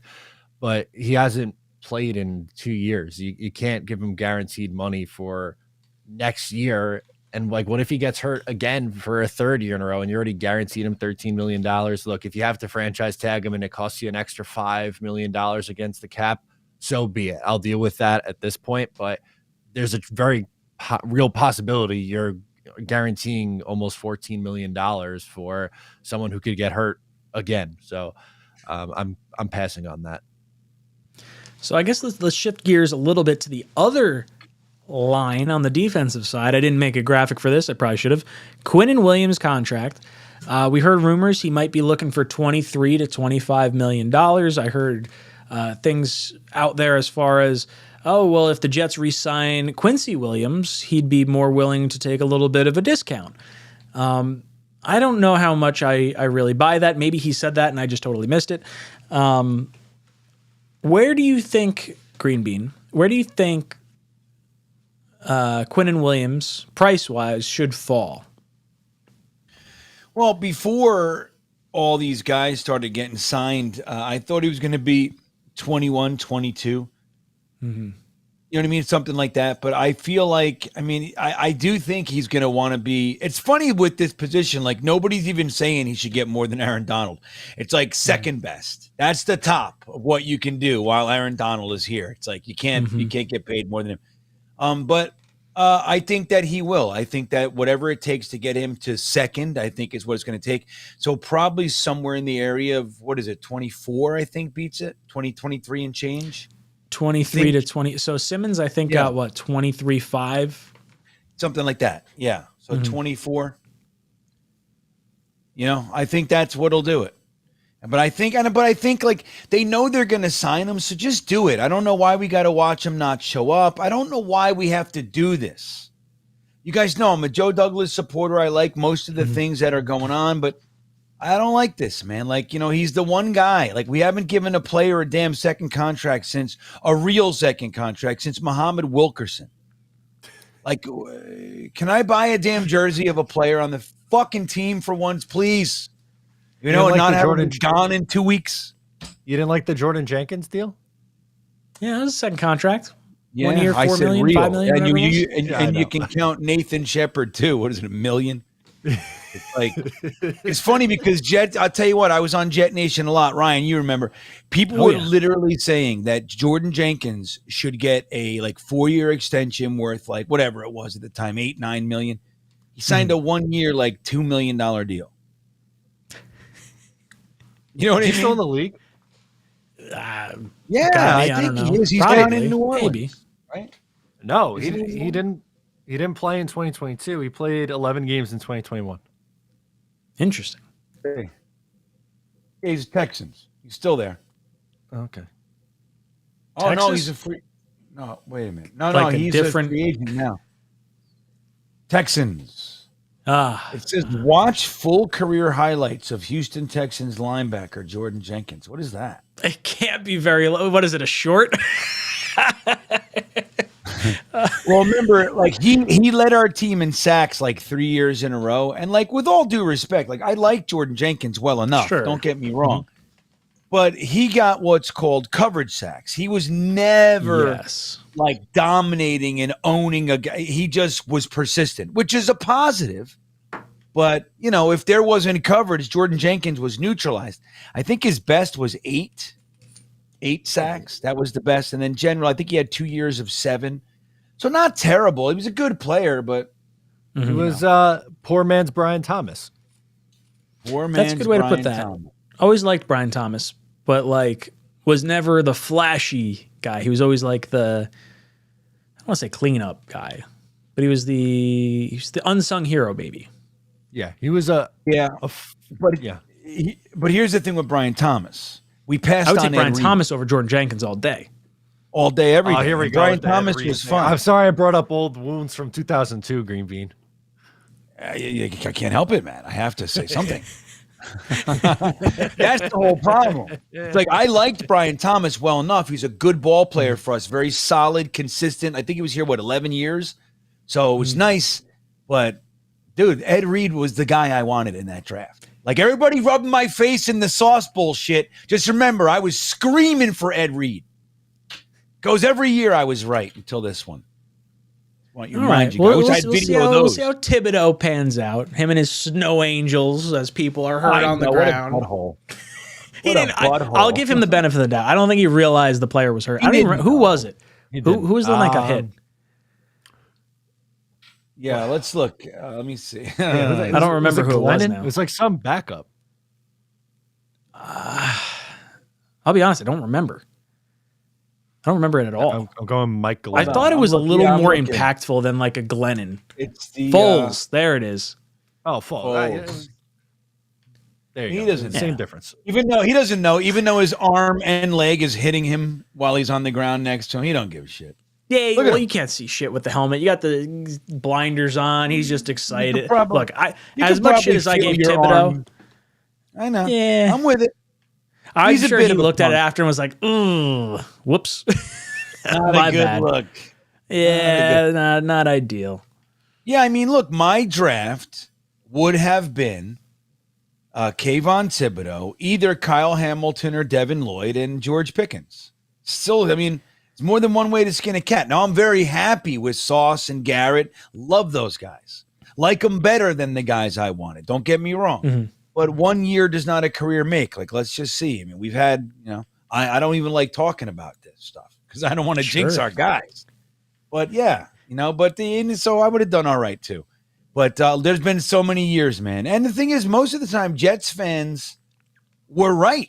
I mean, how many times we get told, hey, Ryan, you're in Jet Nation for years, man. Mm-hmm. There's always a bunch of people saying, you don't think the Jets know more about this than you? I'd say, I don't.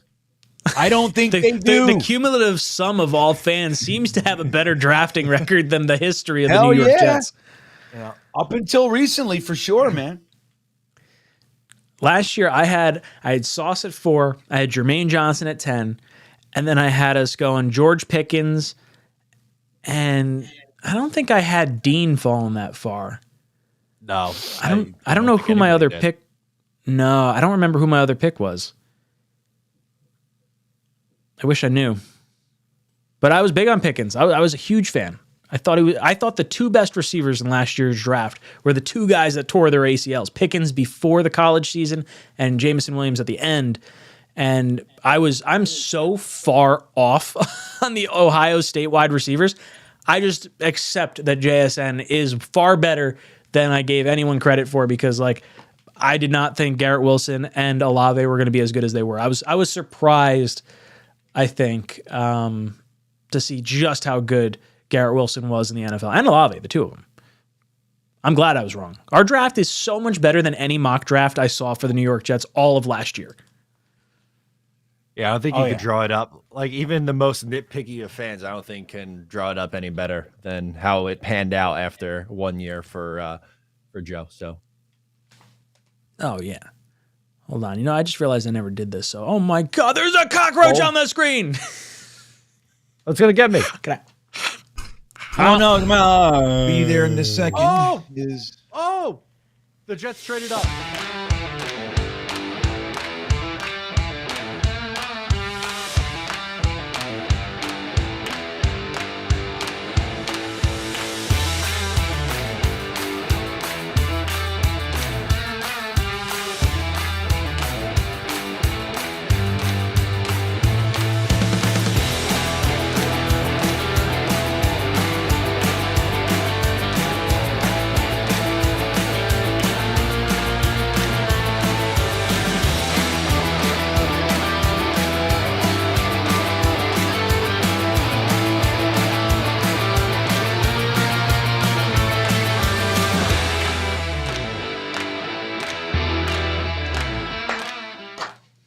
Oh, it gets me jazzed up every time I watch it.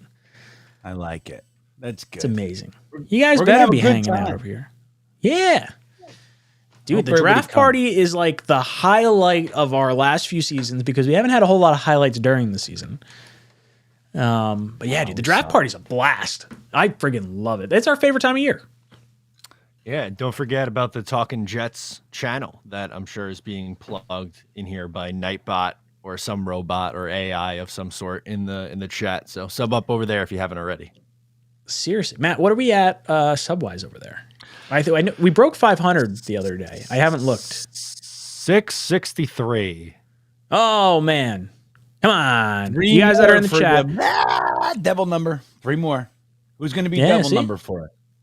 See, Devils just scored a point too, so There you go. I should say a point, a goal. I guess it's still a point, but it's a goal. Yeah, head over to the Talkin Jets new YouTube channel. We're going to be posting all our Talkin Jets panel stuff over there come July. So if you want to hang out with us, you're going to have to check it out over there. Mitt Flair says 5K live incoming. Yeah, what did we hit last time concurrent? We were 2,300, I think, somewhere around there.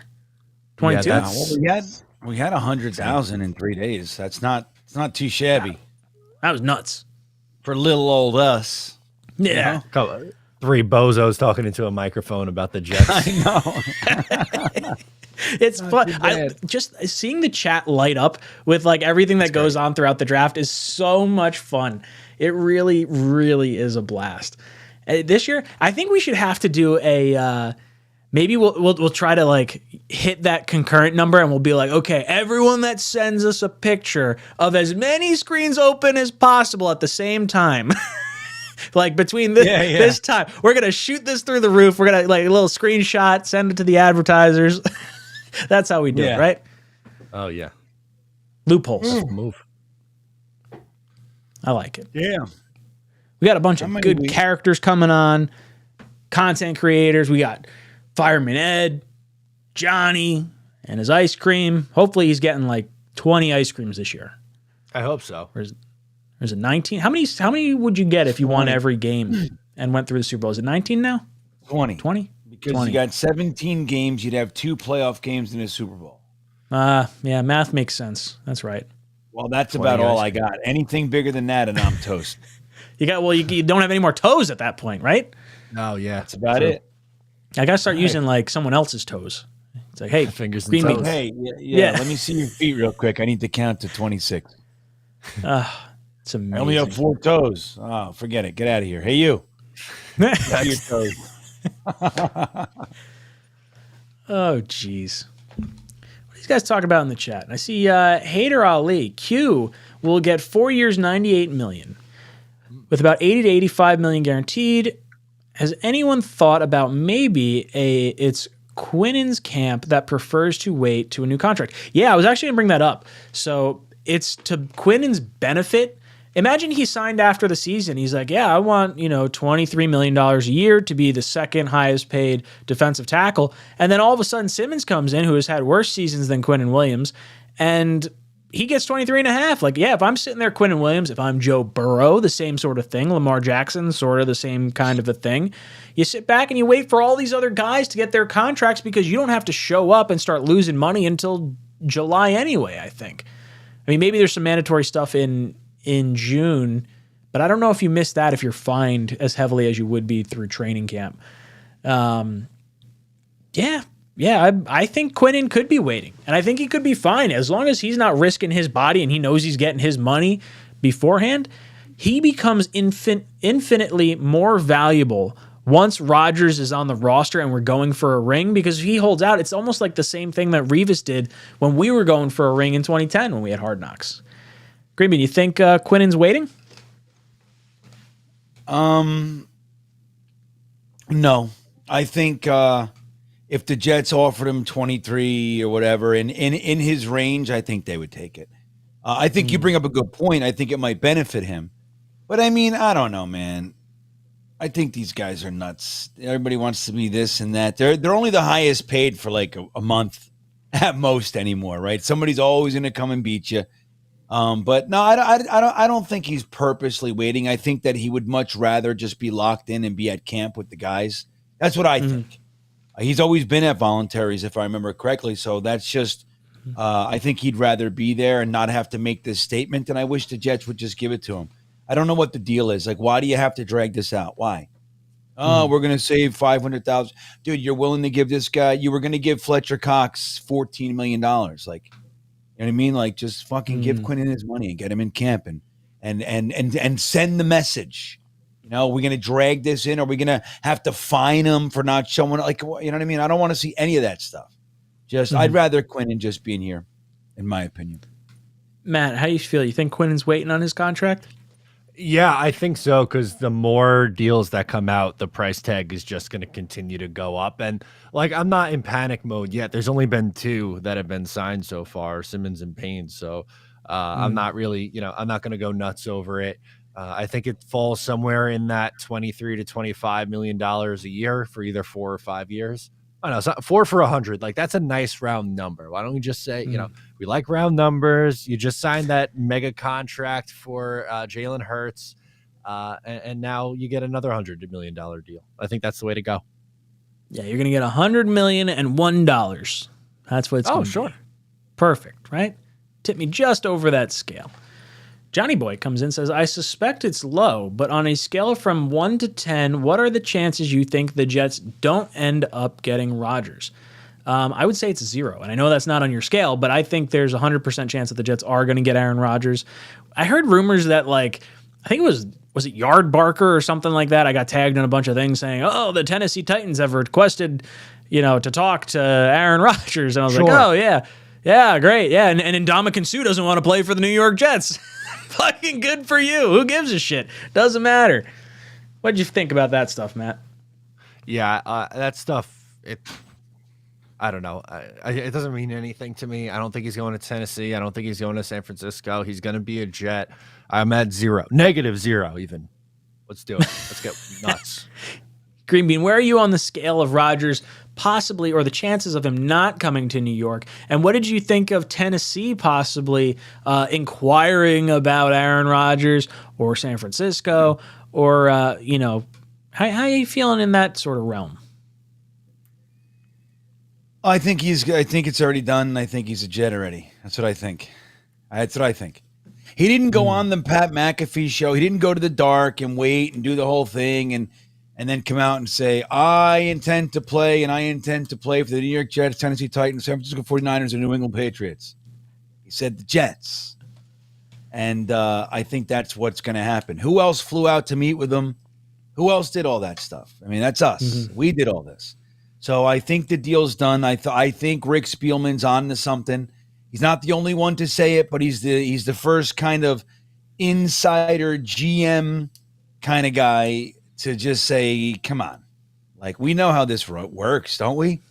So that's what I think. I think the deal's done.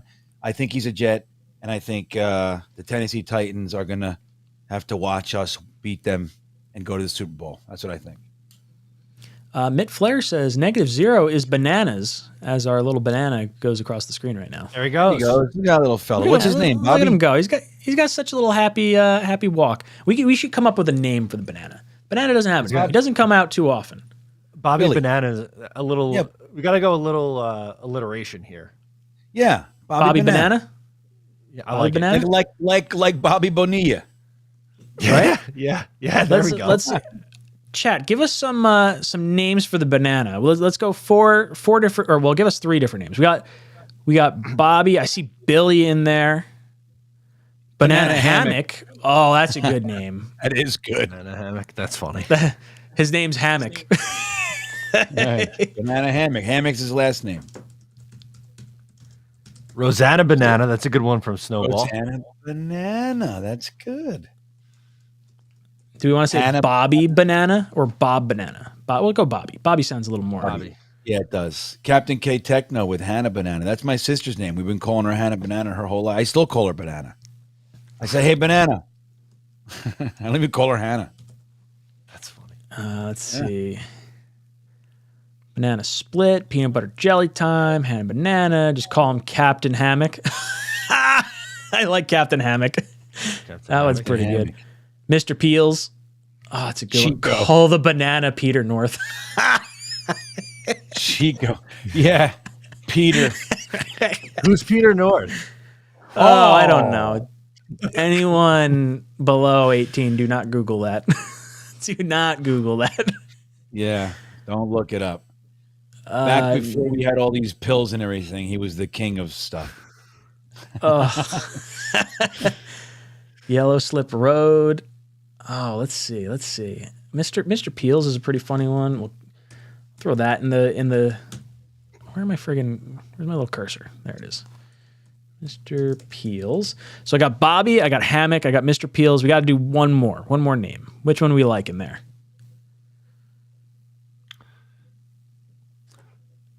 Is it Rosanna? What are the 3? So we've got Bobby, Hammock, Mr. Peels. There's Billy the Banana. Hannah. Banana Split, Hannah.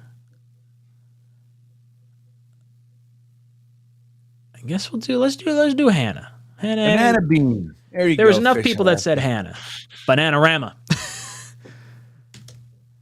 I want to vote. Let's go, Hannah. All right, here we go. I know which one I'm picking. Me because too. I have to go live. I can't vote in my own poll. This is stupid. No, you can't. I was just going to ask you if you can do it on your own poll. Tell me how to do it because I can't. When I do the Monday Night Mocks, I'm at the behest of everybody else. I don't even get to choose. No, bullshit. Can't even vote on it. Well, we've got. Oh wow, we're at the end of our show already. All right. Well, I guess we'll. This will last as long as the show goes on, and then we'll see who winds up winning. Johnny Boy says Gwen Stefani literally taught everyone how to spell banana.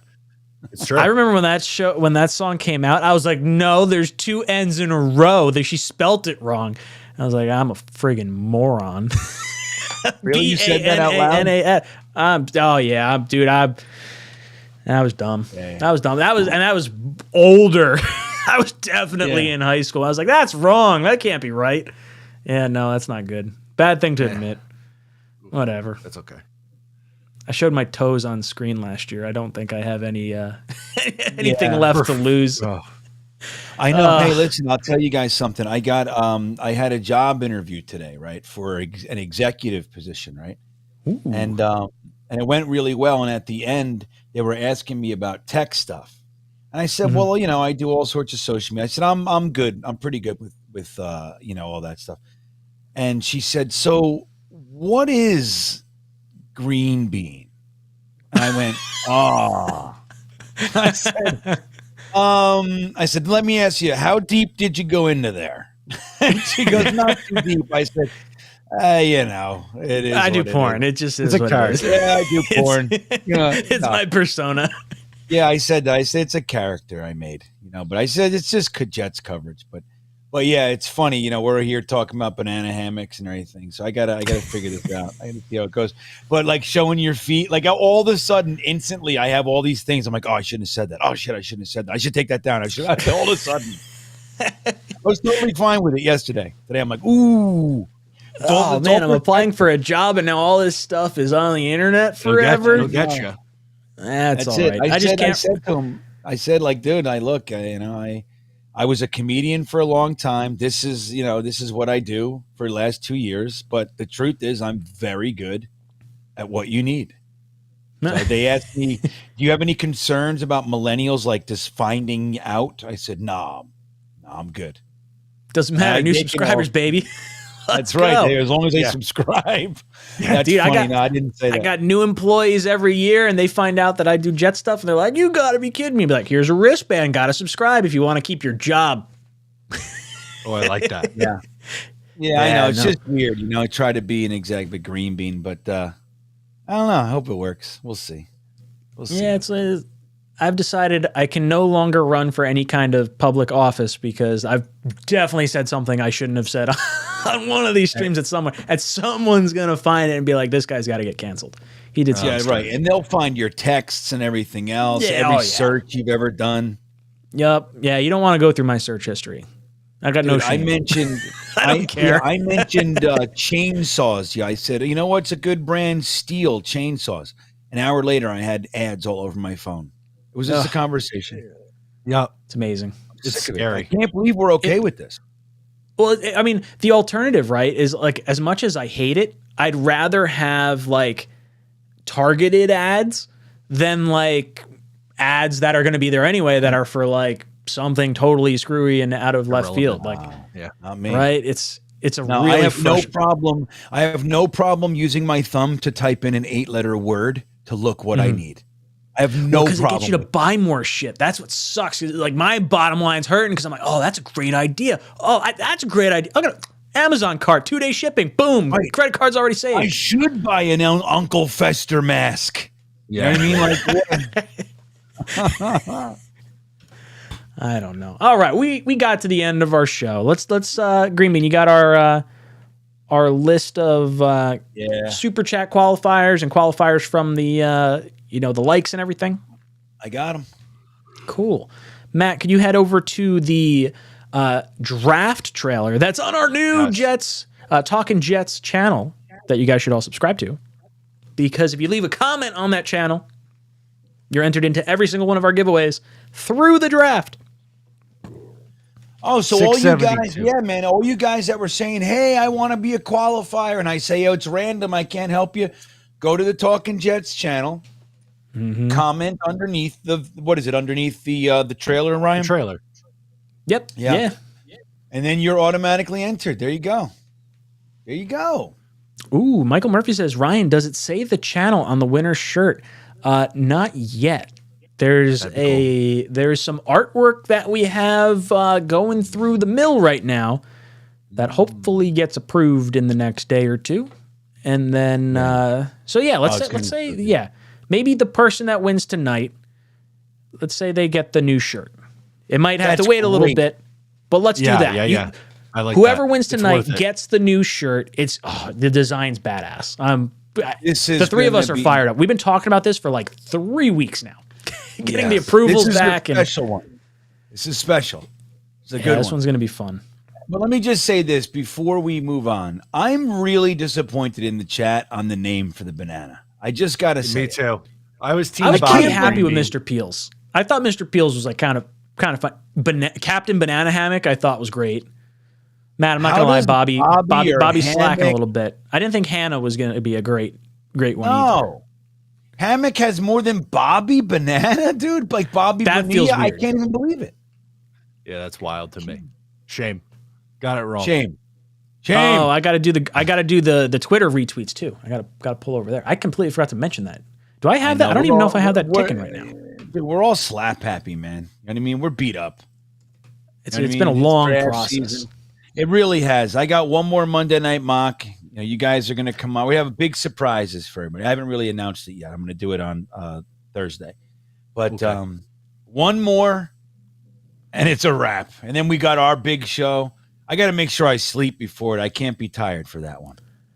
Dude, that show, by the end of our 3 days of streaming, I We think are the only drunk. time I've ever been as tired as that is like the gauntlet of like Aaron Rodgers streaming that we did for like 2 weeks or like 10 days or whatever it was. Oh, Yeah.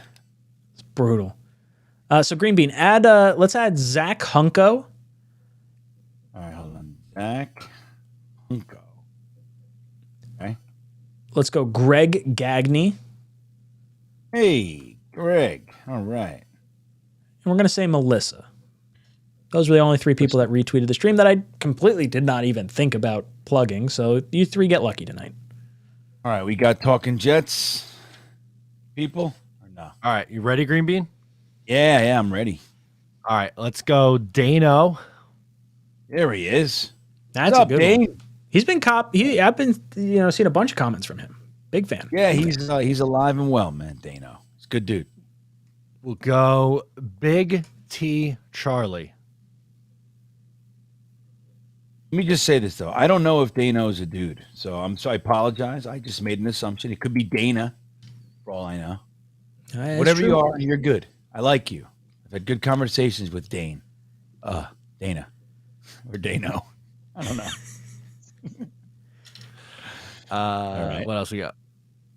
Fourth and Forever. Okay.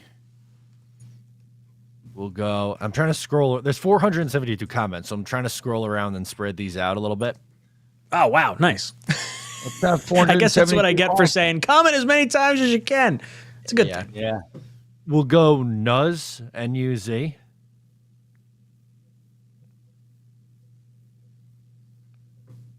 Okay. And then, hang on, we gotta get one more. Let's scroll. We'll go Roman. Roman. Like Roman or like Roman? Like Roman Empire. Like Roman Empire. Got it. Mr. Let's Peels is see. getting more votes. He's increased his lead. I Can't do believe you really guys- enjoy. I think I do like the Mr. Peels. It kind of makes me smile a little bit. Yeah. Whatever. R.I.P. Bobby.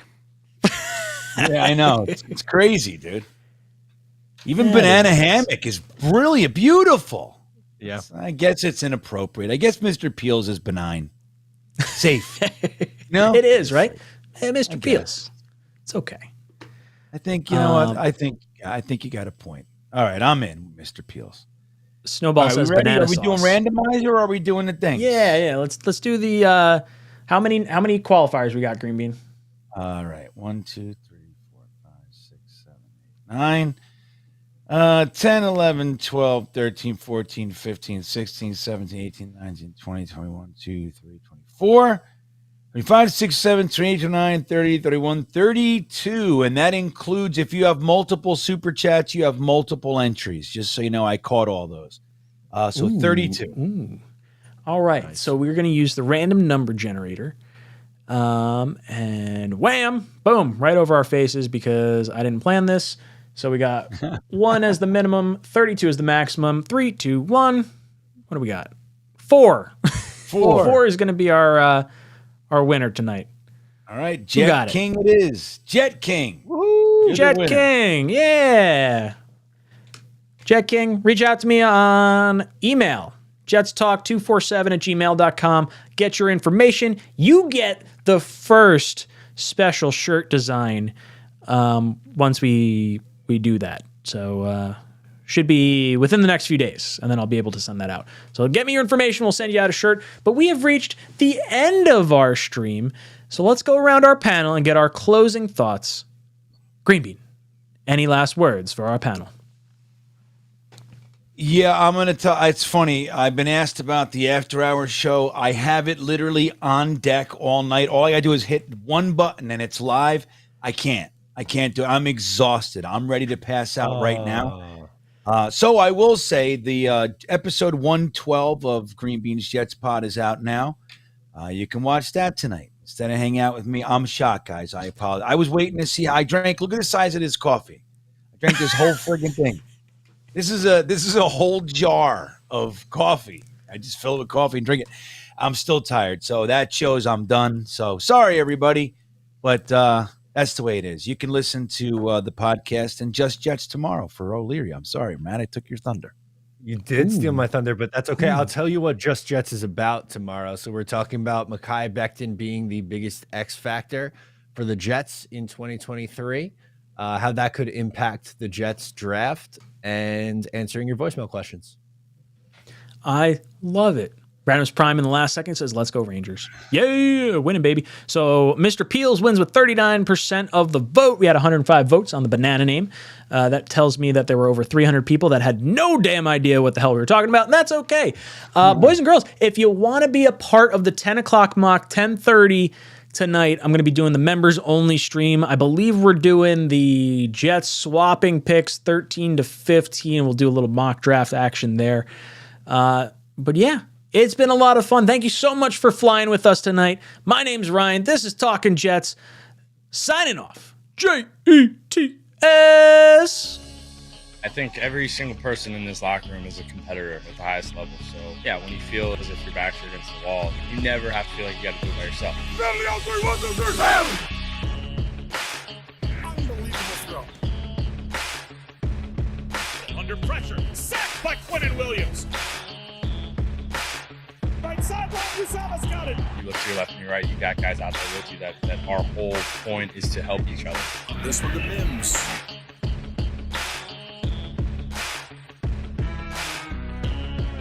That's Corey Davis climbing the ladder.